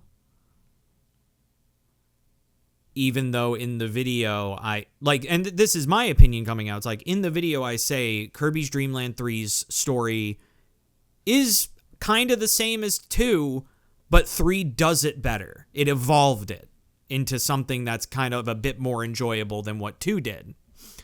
Whereas with Amazing Mirror, I'm saying they literally lifted graphics, backgrounds, and music from Nightmare and Dreamland and then just recycled it, which I think is lazy. Mm-hmm. There's a difference between just recycling or, like, recycling something but making it better. You know, it's like that. Like, it's a weird distinction, but it's a distinction nonetheless. And also, I'm a bit more forgiving of recycling things with story than I am with, you know, gameplay. The game, yeah. But again, and a lot of these comments that I get that are talking about how I'm wrong about something, or that my opinion is wrong, as if that's like a phrase to say. But I will always respond to those comments saying something along the lines of agree to disagree, which some people might take as me being dismissive or me being sarcastic or like I don't care about your opinion. That's not what I'm saying when I say that. When I reply to you saying agree to disagree, I am acknowledging your comment that, and I'm saying that your opinion is valid, but I'm saying that mine is too. Because at the end of the day, we're two different people with two different tastes in games, and our opinions are going to differ somewhere. Especially in an 8-hour-long video going over every Kirby game, we're not going to agree on all 38 Kirby games. Yeah. And that's going to be true for anything. Like, when I finally do all of the Crash games, when I finish that up, you know, you're not going to agree with me over every Crash game. I already get comments saying that people disagree with me about Crash Bash. And I'm sure it'll happen with Mario, especially since that's like going to be like a 300 game endeavor. Like, you're not going to agree with me on... Like, I'm going to say right off the bat, Super Mario Sunshine is my favorite Mario game, and I know a lot of people don't like that game. Yeah. They're wrong, you know. I'm also going to be honest with you, that's kind of the point of that video structure, is to create discussion. Exactly. Like, I'm not just spewing my opinion at you and being like, that's real, that's the word of law. Like, I'm being like, this is what I thought. You can tell me what you think. Yeah. It's because... We as a species have this wonderful little thing called opinions, and it makes us different, and that's a good thing. Yeah, because that's how we progress. Yeah. So the next one is another one that Steve put on the docket.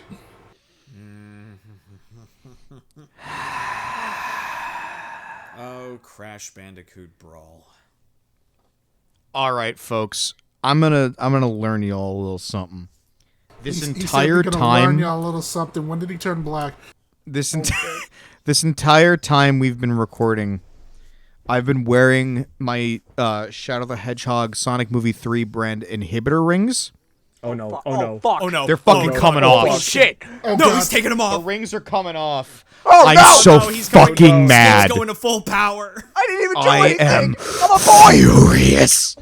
I am Kami. Not comic. All right. Here's what we're gonna do. Okay. Here, let me break this down for you guys. Okay. Now, if you do not know what Crash Bandicoot Brawl is, I don't blame you, because Crash Bandicoot Brawl is a game that does not exist. It is not a real game. And if you see Crash Bandicoot Brawl, the first thing that will immediately jump out at you is the fact that the promotional image for this not a real game is the most fucking AI slop you'll ever see. It sure was. I gotta look this one up. Hold on 1 second. Dude, says- it's awful. It's not, awful. Yeah, it's not great. I So- need to see this. Lucas also Y'all put it up on screen. I know. Yeah. I got it. It's bad, know. man. It's bad. So, Crash Bandicoot Brawl was sort of an advertising marketing ploy thing that Activision did, where they put this quote-unquote ad out there, which took you to a page that made you like fill out a survey where it was like, hey, Crash Bandicoot Brawl isn't a real game, but it could be if you're interested in that. And I'm like, what the fuck are we doing? What are we? Okay, first of all, you're putting out a survey for Crash fans to vote or fill out whatever if they would want this game to exist. Okay, interesting idea. Don't know why you're doing that. But secondly, you outright say this isn't a real game. So it's like, okay, so what's the point? And again, you're using AI to market this non-game, which turns off a lot of fucking people just from seeing that it's AI art. And the first time I saw this, I thought that it was just a fucking like third party, like knockoff, bootleg, whatever. Until I realized, no, this is an actual thing that Activision officially put out there. And that's the craziest part, is that it doesn't feel like an official thing, but it is. Kind of. Because again, the game's not real. And furthermore, going into the details they gave about the game, and they were saying, like, if this were to be a real game, this is what it would be like. And what they describe is a multiplayer Crash Bandicoot experience where it's a PvP thing, and you get to, complete objectives and triumph over your opponents and everything. And I'm like, huh. Boy, does that sound really familiar. It almost sounds a lot like Crash Team Crash Rumble, Team which Rumble, you the shut game down. That they canceled. Yeah. What are we fucking doing with this franchise, man? What is happening?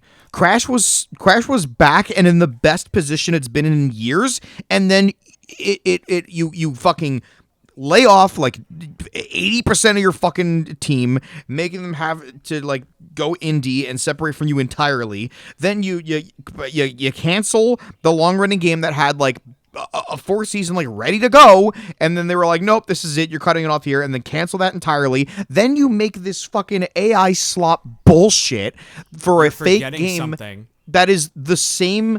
Oh yeah, you're scrapping Crash 5 and all that. And then you're like, and then this, and it's like, what is happening? I don't understand the marketing decision and just the general decision of owning an IP that you're just going to fucking bastardize and not do fuck all with. And like, I know, yeah, haha, smiling friends, Lucas put up the funny nugget, man. It's my IP to sit on and do nothing with. You get it though. It's that joke is based in reality. Because that shit fucking happens all the time. And it's happening right now with Crash. And it's like, at this point, why do you even fucking own it anymore? Why, if the most you've done with this franchise in the past like 2 years, ever since the whole fucking Toys for Bob layoff and canceling of Crash Team Rumble, everything, is just doing a shitty AI mobile game Crash Team Rumble knockoff that nobody fucking wants or asked for, and it's not even a real thing. It's also insane because like Activision doing this thing to vet out like a possible new Crash game, which is very similar to an old Crash game. But regardless of that, even if it was like, oh, we're doing this thing to get a Crash Team Fishing, like, I don't fucking know. But like, even if they were doing that, it was an entirely new idea. Like, yeah, Crash 4 was your most successful game in a while. Yeah. That shit blew sales numbers out of the water. Yep. You then and it have released Crash during Team Rumble. COVID, by the way. Yeah, and then you have Crash Team Rumble, which didn't really blow sales out of the water, but from active experience, that game still has an active player base that's pretty extensive. Yeah. And then the game's also really fucking fun. Yeah, and then you also have the internet uproar over the cancellation of the rest of the seasons of Crash Team Rumble and Crash 5. You heard that internet uproar. How could you not? It was the main thing people were talking about with you, especially after the Toys for Bob layoffs. Yep. And then you have the gall to be like, do people maybe want a Crash game? Like, yes! People want a fucking Crash game. The fact that you even have to ask is ridiculous. And I can tell you, I can pinpoint exactly where it started to go downhill. And I'm sure you'll understand, Bottles, from your experience with Crash Bandicoot. Even if you have not played this is where I think everything started to go downhill for Crash. When they canceled and shut down Crash on the Run. Yeah. Because that also had a big player fan base. And like, I played it every day. I loved that fucking game. It was so much more than just haha. It was so much more than just haha Temple Run Crash. No, it had like layers to it, and it was really fun and really enjoyable. And then they shut it down, closed all the servers. You can't even play it anymore. Removed it from the App Store. And ever since then, it's just been one fuck in the ass after another. And it's insane because it's like insane. But like at this point, and I have this with so many other companies. Obviously, obligatory Konami with Castlevania.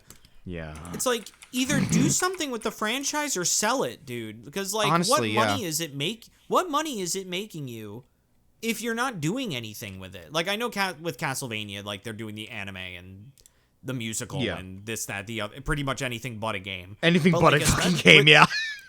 But with Activision, with Crash Bandicoot, and also by extension Spyro the Dragon, why do you own these franchises if you're not doing anything with them? And what money are they making you? What benefit do they have for your company if you don't produce literally anything? And poor Spyro. Spyro has it worse. Crash got a trilogy remake, a Crash Team Racing remake, a brand new game, a mobile game, and a fucking PvP game. Spyro got a trilogy remake, and that's it. Oh, no. And then cameos in the Crash games. Yeah. And then cameos in the Crash games. Look, I always liked Crash more than Spyro, and I also acknowledge that Crash is just objectively more popular than Spyro. That is a fact. You can't object that. But give the Purple Dragon Boy some fucking love, will ya? Well, especially since Reignited Trilogy did just as well as the Insane Trilogy. Yeah. So it's such a big fumble. It's It really such a is. huge fumble. And like we were saying on the last podcast, like Activision needs to Activision needs to come to Jesus. Yeah. Dude, it's so just heartbreaking to see a franchise that I grew up with and love. And I've mentioned how the original Crash Bandicoot was the first ever like 3D video game I played, where my mind was blown about games being in 3D, and I was obsessed with the series ever since. And Crash Bandicoot 2 is my second favorite video game of all time, behind Symphony of the Night. And it just seeing a franchise that I have so much love and passion for just be so neglected and mistreated is just. It just makes me so fucking numb, dude. I thought it so was bad. Tired. I'm so tired. I thought it was bad when we didn't get a Crash game for like 8 years after Mind Over Mutant. But at least with that, at least it wasn't like, do you want a Crash game? You can't have it. You want a Crash? You can't have it. Like back then it was just Crash is dead. Yeah. You know? Like nobody thought in between the years after, like between Insane Trilogy and Mind Over Mutant, like if you asked anybody, like they were like, yeah, Crash is unfortunately just dead. But like now it's like Crash could be alive. Crash was booming for years. And because they're fumbling, they're losing him again. Yep. And it's like, why? Do you hate money? Oh man, I can't money? wait for the Crash Bandicoot series to go through another 8-year drought. Because I understand Activision's main focus is always Call of Duty, and their Call of Duty's making them their money. They don't give a shit about anything else. But if you don't give a shit about anything else, then what's the point of having it? Exactly. If you want more money, make more money. It's my IP to sit on and do nothing with. Crash Bandicoot could be your money printing machine. Yeah. And again, from personal experience, even in 2024, kids were still buying Crash Bandicoot. Yeah. It was still a very popular title. It left the shelves pretty often. More so than, honestly, Sonic at one point. Yeah. And this was post-Sonic movies, so Sonic was gaining his popularity back. It's just so... It's just disappointing. Yeah. It really is.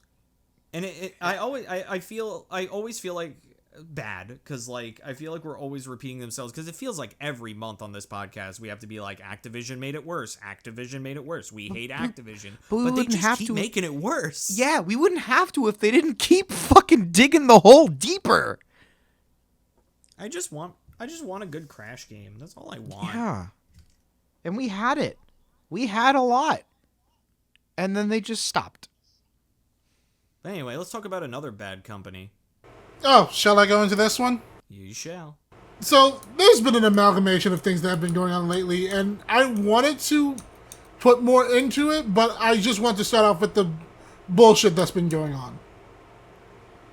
So first, everyone knows that Assassin's Creed Shadows recently just came out. Yeah. Yep. So, with that coming out, you all know that there was the whole controversy of like people hating it because there was a black person in it. Despite the fact that he actually existed. Yep.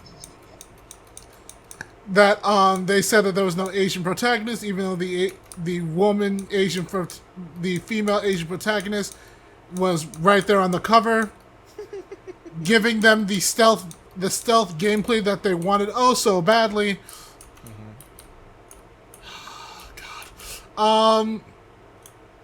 So at one point when it actually came out, when it was coming out, they actually hired a person to actually stream it. I forgot what streamer it was. Does anyone remember? I don't remember. I wouldn't know. I believe it was a VTuber. I would have no. I wasn't. I think it was a VTuber person. I didn't even know this I believe happened, it was to a be honest with VTuber. you. Yeah. Phil mentioned it. Yeah, Phil I believe mentioned it was a it. VTuber. I remember reading about it too, just my own time. Is it Olivia Munro? I don't think so. I don't think that doesn't sound familiar to me. Yeah, Olivia Munro has been banned for copyright violations during a stream sponsored and approved by Ubisoft. Yeah. Wow. Okay, yeah. So there's a whole entire thing with this VTuber named Olivia Monroe. I already basically said what it was, but yeah, she got the okay to stream the game for Assassin's Creed Shadows. She had a whole entire thing ready for it and everything. She goes ahead and streams it. The stream stops because she got banned, and the reason she got banned is for copyright from the law division of Ubisoft, saying that she had no right to stream the game. It's like we Except that she did, because they gave her the okay. Yeah, and then she goes like, "Listen, I did have the right to stream the game. Here's everything that proves it." Now, you think they'd go ahead and take it back? No. No, of course they doubled down. Double down. Yeah, they doubled down on it, unfortunately. KFC and double down. now this available. person basically got their account banned because Ubisoft was stupid for like no reason. Yeah, it's not just someone's career or anything, you know? I know. I feel bad for her. Like, I've never heard of her before. But if she was able to get, like, a copy and actually sponsored to stream the game, she must be popular enough. Yeah. To literally have the company that told you to sponsor it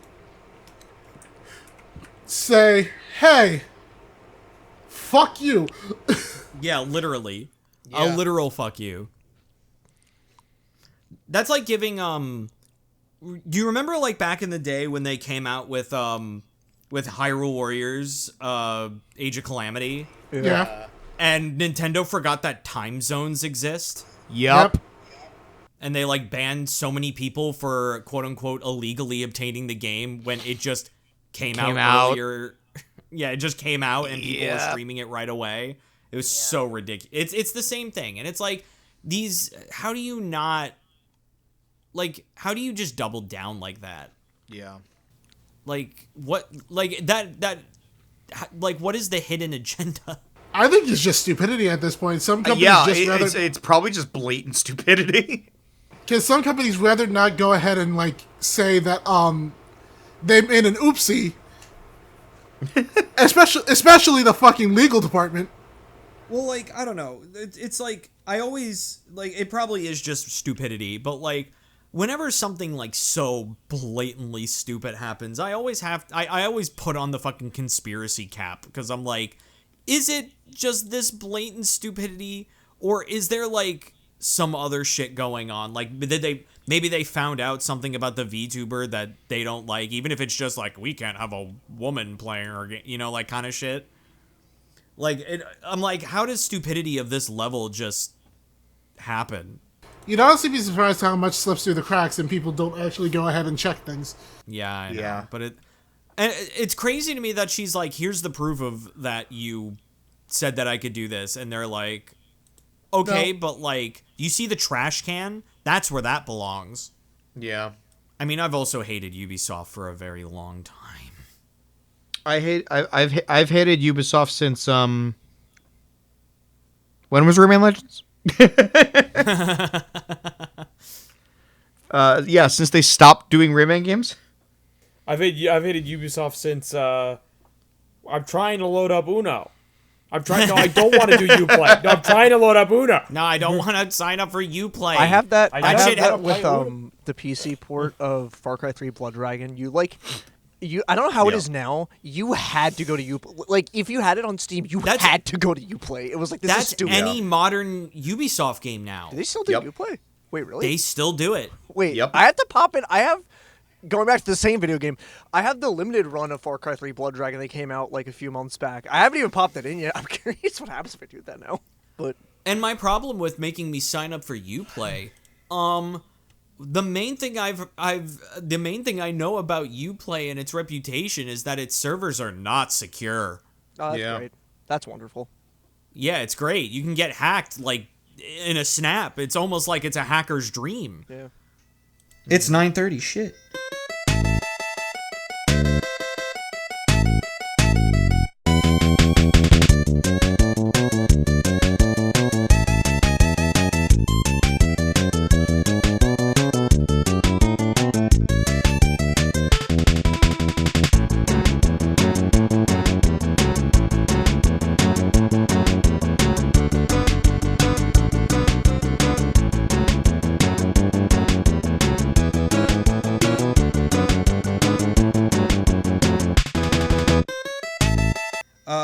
also don't like how Uplay, and first I just remembered this now, for specifically the re-release of Scott Pilgrim versus the World, you had to sign up for Uplay and connect your account to get knives. Yep. Yeah. That was really fucking stupid. So skeevy. Yeah, I'm like, that's dumb. And this is actually like, you could say all all the stupid shit that Ubisoft tries to put on the player, but no, the thing that really made me turn on Ubisoft, because before it was just like, oh, they're a company, whatever, but this is the thing that made me hate them, was when they literally came out and said, the video games that you buy are not owned by you. Yeah, that's so stupid. I don't know. I'm holding this shit in my hand right now. Yeah. I don't know what to tell you, bud. That is... Well, that's like the dystopian future Yeah, of buying digital. When everything goes digital, it's like, okay, then what's stopping a company from pulling it from you? Yeah. We've already seen it too. Like, saying that the game I am physically holding in my hand does not legally belong to me is the most NFT bro shit I've ever heard. yeah. And that's what it feels like. What feels like the direction that Ubisoft is going in now. Yeah. It seems like they're treating video games like NFTs. Well, yeah. Didn't they just make like a fucking like NFT thing, and that was like the last thing they did with Rayman? Because it was connected to like Blood Dragon or whatever, the one with the Netflix show. Yeah. I'm not sure. I wouldn't doubt it. Yeah. But I don't know. It's also like, make something other than Assassin's Creed, but that's just a game complaint. I mean, they did, but no one bought it. Well, yeah. What game? The Prince of Persia game. Oh, yeah, Yeah. that sucked. Oh, I bought it. It was great. I It was really fucking good. And then they gutted that entire department. Oh, hey, that sounds familiar. It's almost like Ubisoft and Activision, honestly, are like almost the same company in my eyes. Honestly, yeah. They do a lot of the same shit. Them and EA too. Yeah. Alright, so this is the only thing that's been going on with Ubisoft as of late, though. There has been some good things happening with Ubisoft as of late. Hooray! So, Where they're actually, with the success of Shadows, like, it's doing pretty good. I will admit, I've been seeing what people have been saying about it, and people have been enjoying it. Mm-hmm. The developers, unfortunately, are getting death threats. oh my god.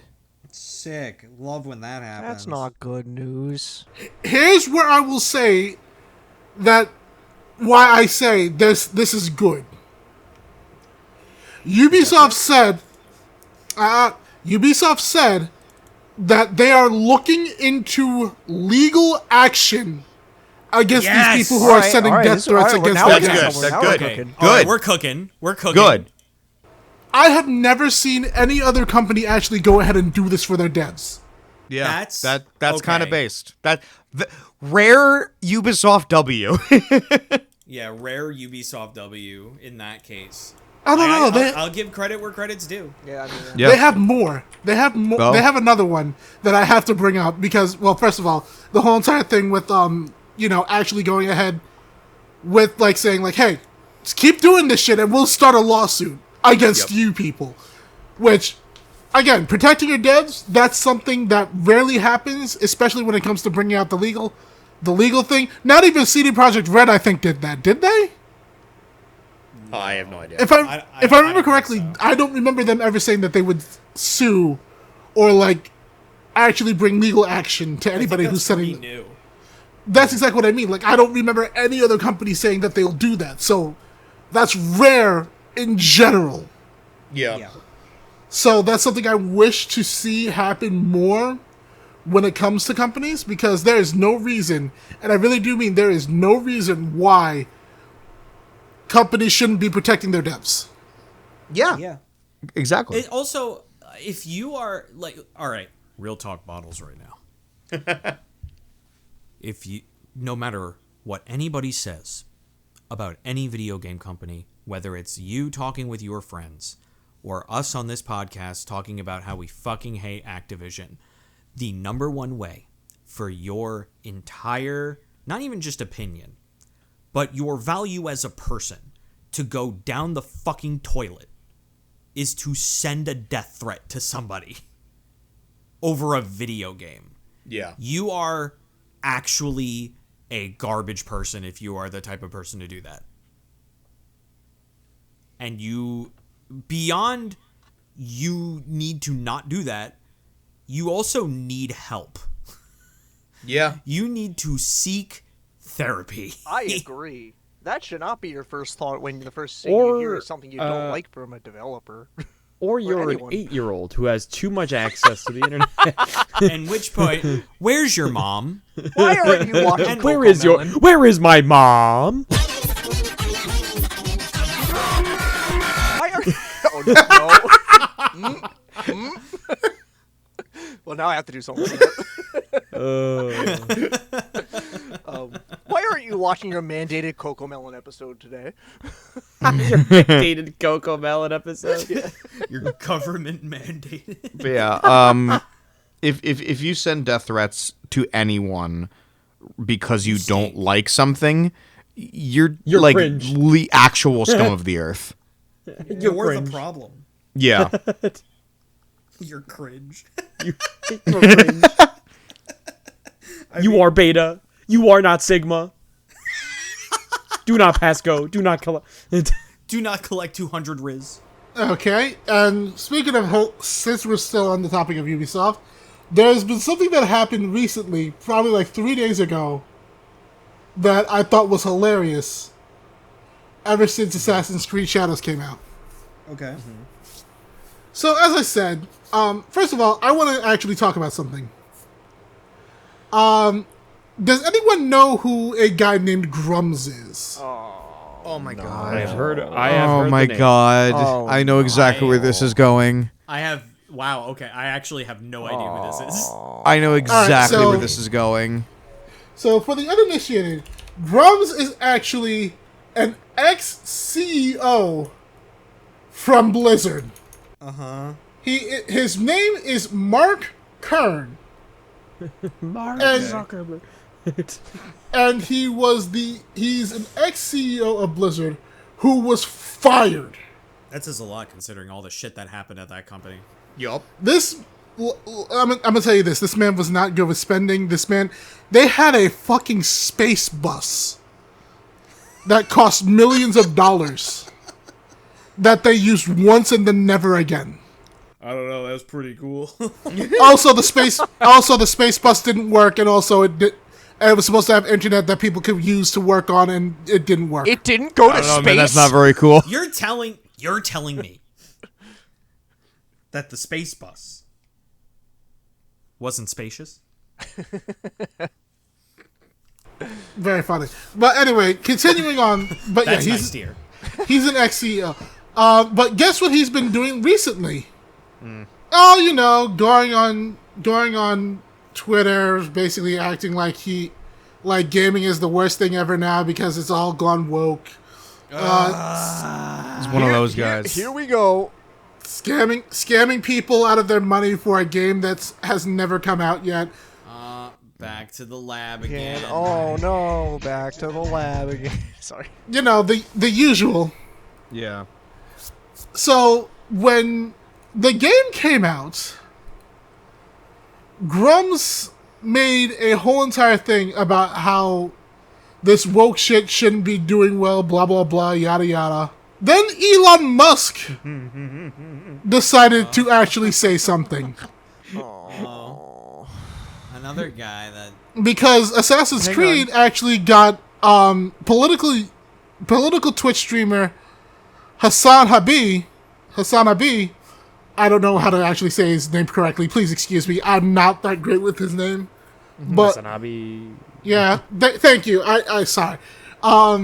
That might not even be right either. I don't watch him. I don't know. I'm sorry if I said it wrong. Please Anyway. excuse me. Point is, But saying like how he let a person who is a quote unquote terrorist stream the game, and also calling him a sellout, and objectively he is promoting a terrible game just for money.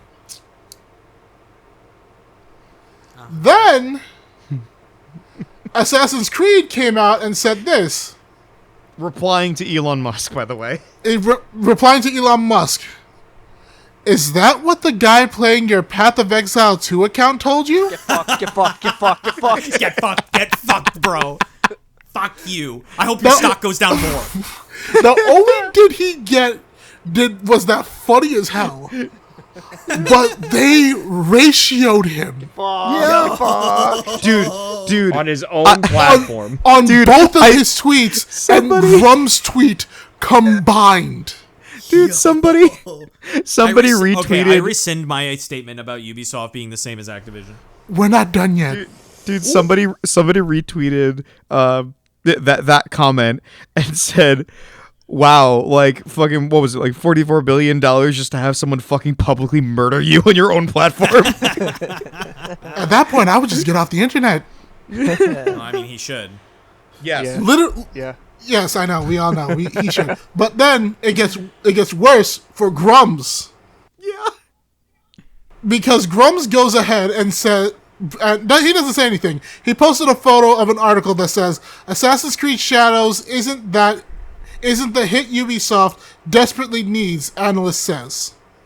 So of course it's just some random guy that literally goes ahead and writes a story about Assassin's Creed, blah blah blah, yada yada. And then Grums gets ratioed again by Assassin's Creed.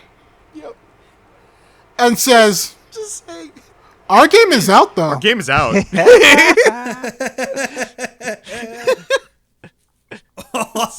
Amazing. Jeez. Oh my goodness. Absolutely insane. Absolutely insane. I don't care how much right now you dislike Ubisoft as a company. As a whole, you have to admit the fact that, hey, Assassin's Creed is right now doing decent Yeah. is a good thing for gaming and a bad thing for all those fucking anti-woke people. Very Well, true. this is also a very important. This is also a good time to mention a very important point when we're all in this high octane rage towards corporations. In that corporations are made up of people. And there's many different facets of these corporations. And some of those facets are social media managers. And sometimes social media managers on an individual basis do things that you'd think would get them fired, but they fly under the radar, and that's neat. and I say this because one of my biggest pet peeves in the world is seeing this united rage towards one subject matter without remotely thinking of all of the angles, without thinking about every part of it. Where like the best example I have is like people getting mad at like a celebrity for like choosing to back out of something and then not really thinking about, well, they have PR managers. You know what I mean? They have people that tell them to do this. It's not like, because it's like, and it happens all the time, right? And it happens even with corporations where it's like, yeah, I hate big corporations as much as the next guy, but there are people involved. But then the same people that get unisonly, like generally mad at a corporation turn and get mad when they fire people in the corporation. And you're like, but you didn't care about, you were focused on the whole. Where's the line? Yeah. Like, so it's important to note that, like, at the end of the day, like, we don't like the choices that we'll say Ubisoft made. But of course we know that it was probably 1 or 2 or maybe 3 people that made that choice in the end at a conference meeting. But for talking points, we'll say Ubisoft, right? But at the end of the day, we know that there are individuals behind these things. And sometimes these individuals are social media managers who do cool shit like this. Like ratio bigots. Exactly. Yep. Like, it is okay to support that type of action, but still hate the overall company choices because there are 2 different things. Exactly. But I know that people on the internet will see stuff like that and jump to like hypocrite and stuff like that. Like, it's not that black and white. It just isn't. I mean, people are still saying that, like, Ubisoft will close down in, like, in 2026. Although that's not going to happen because literally they have Tencent by their side, and Tencent is one of those companies that will not let their let their assets die that easily. Yeah. I don't care who you are or how much you hate a company. If Tencent is involved, if they have the money in it, they're not going to let that die. So we're going to see them in 2026, most likely 2027. We're going to see them for a while. But this whole entire thing, I love the fact that Assassin's Creed is doing well because so many people for the past year have been saying how Assassin's Creed Shadows is going to suck. Yeah, and it didn't. And it's actually, I want to talk about a video that I watched actually earlier today that actually talked about Assassin's Creed Shadows and the freak out that everybody had. It was a small part of a larger video for a content creator that you, Brandon, I believe, actually would probably be also familiar with, Anthony Gramuglia. Oh, yes! He made a video that was called There's No Such Thing as Forced Diversity in Media. And it's a very fascinating video where he kind of goes into the deep dive of like media that people will claim has forced diversity. For example, the newest one would be Snow White, where Snow White is played by a Latino woman. Or we could talk about the 2 times that April O'Neil has been a black girl. Or even a huge one was... the most blatant example, 2016's Ghostbusters, where they're all women. That one just wasn't good. Had nothing to do with the women. Exactly. But that's the argument that he's making, is that it's like, no, the problem with these movies where you don't like them and you're claiming it's because of the forced diversity, it's not the forced diversity, it's the bad writing. Yeah. It's because all of if those something is good, can, you won't care. Right. All those women in Ghostbusters were like funny people in their like moments on like SNL and whatnot. I'm not a huge Melissa McCarthy fan, but I did like Kate McKinnon. Yeah, I'm just saying like these are people that have success in the comedy field. Yeah, exactly. But it's based on writing. And it goes for anything. Yeah. And Ghostbusters 2016 just wasn't written if you really look at the behind the scenes. But anyway, besides the point. Yeah, besides the point. It is a really fascinating thing to see like the history and the description of the outrage that he presents about Assassin's Creed Shadows because, there were people that were talking about, I'm sorry, I just want to get his name right while I'm talking about it. It's Yosuke, right? Yosuke, yeah. Okay, so they were talking about with Yasuke. Okay. Yasuke, So they were talking about, with Yasuke that, like, people were angry because, oh, you're playing as a black samurai in Japan. How is it not a Japanese character? And then you find out that Yasuke is a real guy. So it's like, okay, so you're going against people that are not educated in Japanese history, which is, doi. Yep. But then it was also interesting because he also goes into people who were historians, quote unquote, that were saying that there's actually no evidence that Yasuke was even a samurai at all, which is just blatantly wrong. And the evidence that they put forth is very okay. So they're like, oh, here's a picture that was drawn during like the 17th century of Yasuke actually holding an umbrella for the Emperor of Japan at that time. So he wasn't a samurai. He was sure he was in his cabinet or whatever is like the he was equivalent. A retainer. Is yeah, what a retainer. He was, that was yeah. So it's like sure word. He was a retainer, but he was still treated as a slave. Only for the depiction that they show to be not even of Japan. It was of Puerto Rico.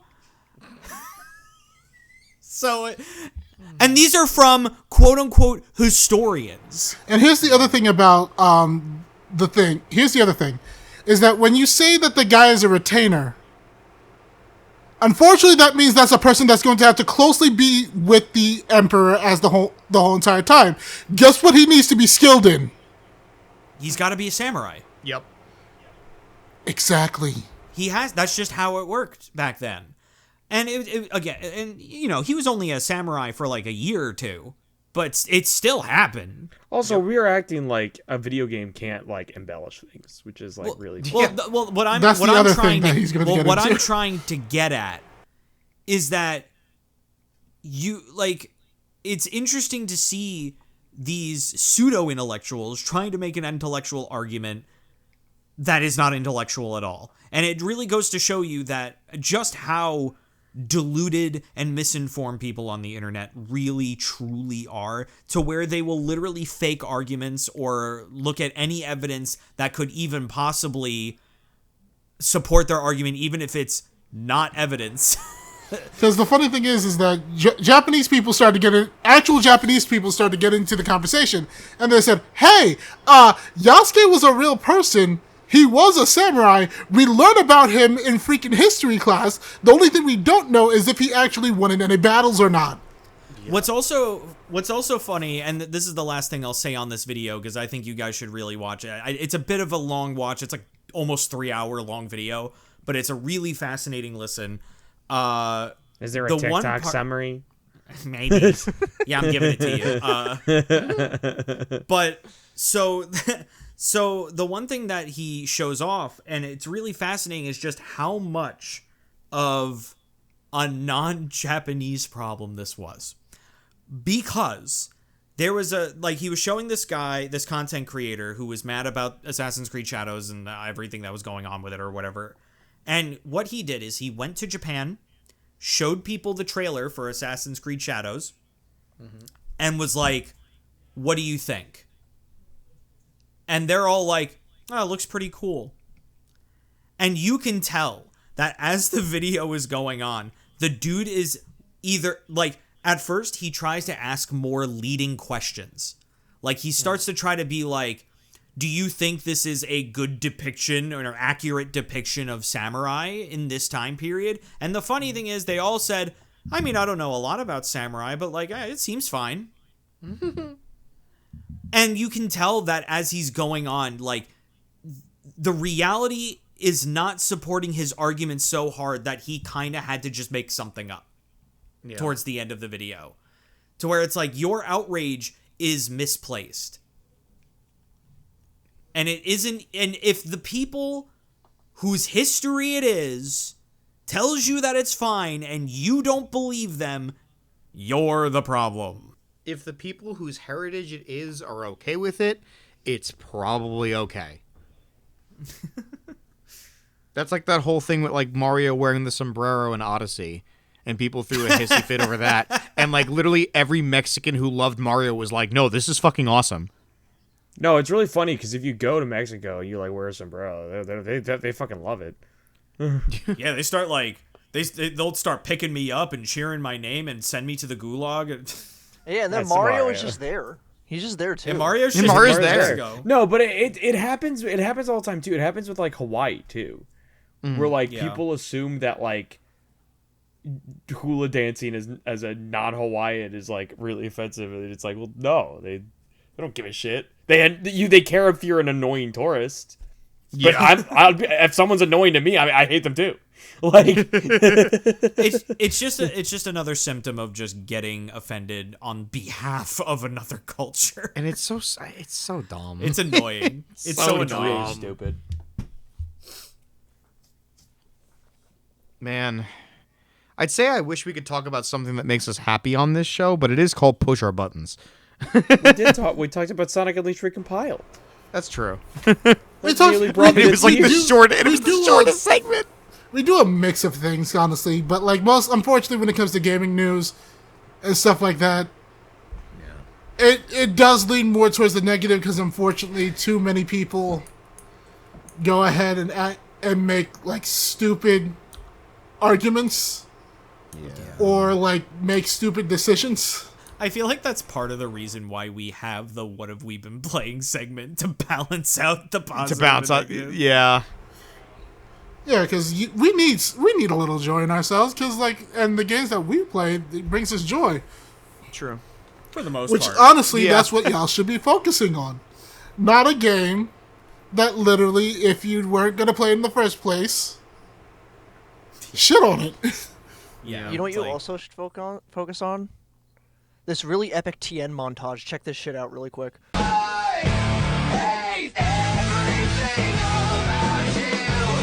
At this point, I think it's time that we end it. Don't you all agree?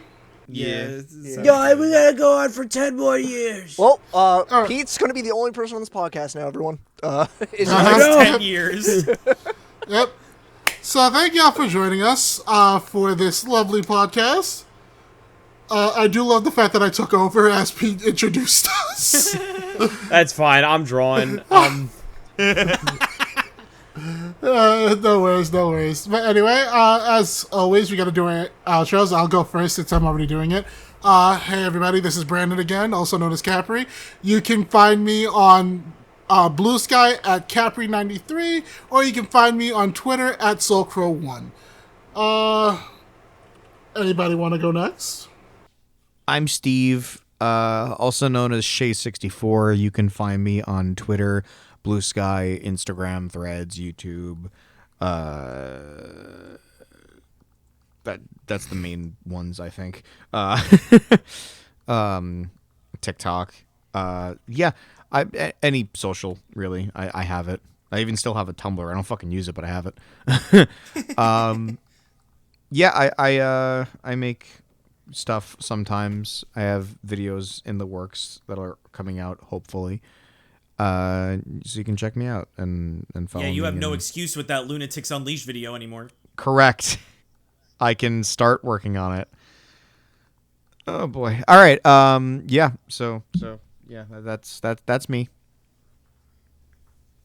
Hey guys, my name's Pete. You can find me on Twitter and Instagram as Days for Days, where I post my art from time to time.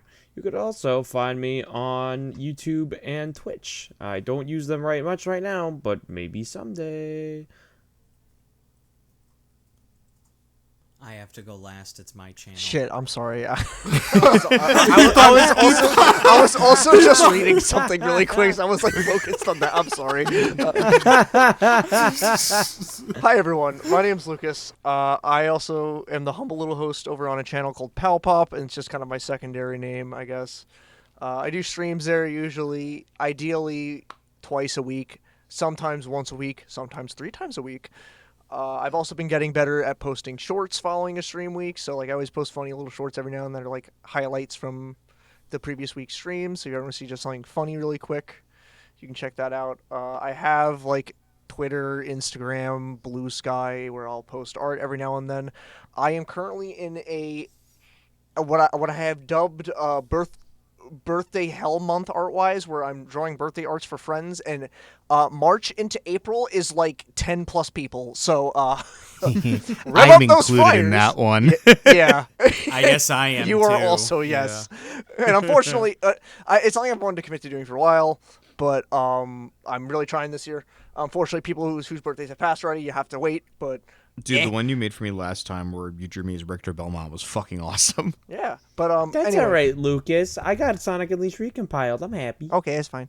But yeah, that's really it for me. That's all I got going on right now. And you're already on the channel that I call home, but hey, why don't you like, comment, and subscribe while you're there? The buttons are right there. In fact, when I said subscribe, it kind of glowed. Wasn't that cool? So why don't you give it a little tickle, but only hit it once, because if you hit it twice, that's an unsubscribe. I still have yet to see it, and I really hope it doesn't actually happen. It does. I've seen it. Yep. Oh, okay. It's pretty cool. I'm It'd be sorry really to funny disappoint if you. It'd be really funny if we kept calling it out and it never happened. No, there was a time that it didn't work, but I think they fixed it. You could also hit that bell to be notified of anything that we post. I know that most of the video, like pre-recorded videos we've been putting out have just been this podcast, but I'm working on stuff, I promise. In fact, I finished a video the other day, and I'm almost done with a video today. So things are cooking and things are getting done, I promise.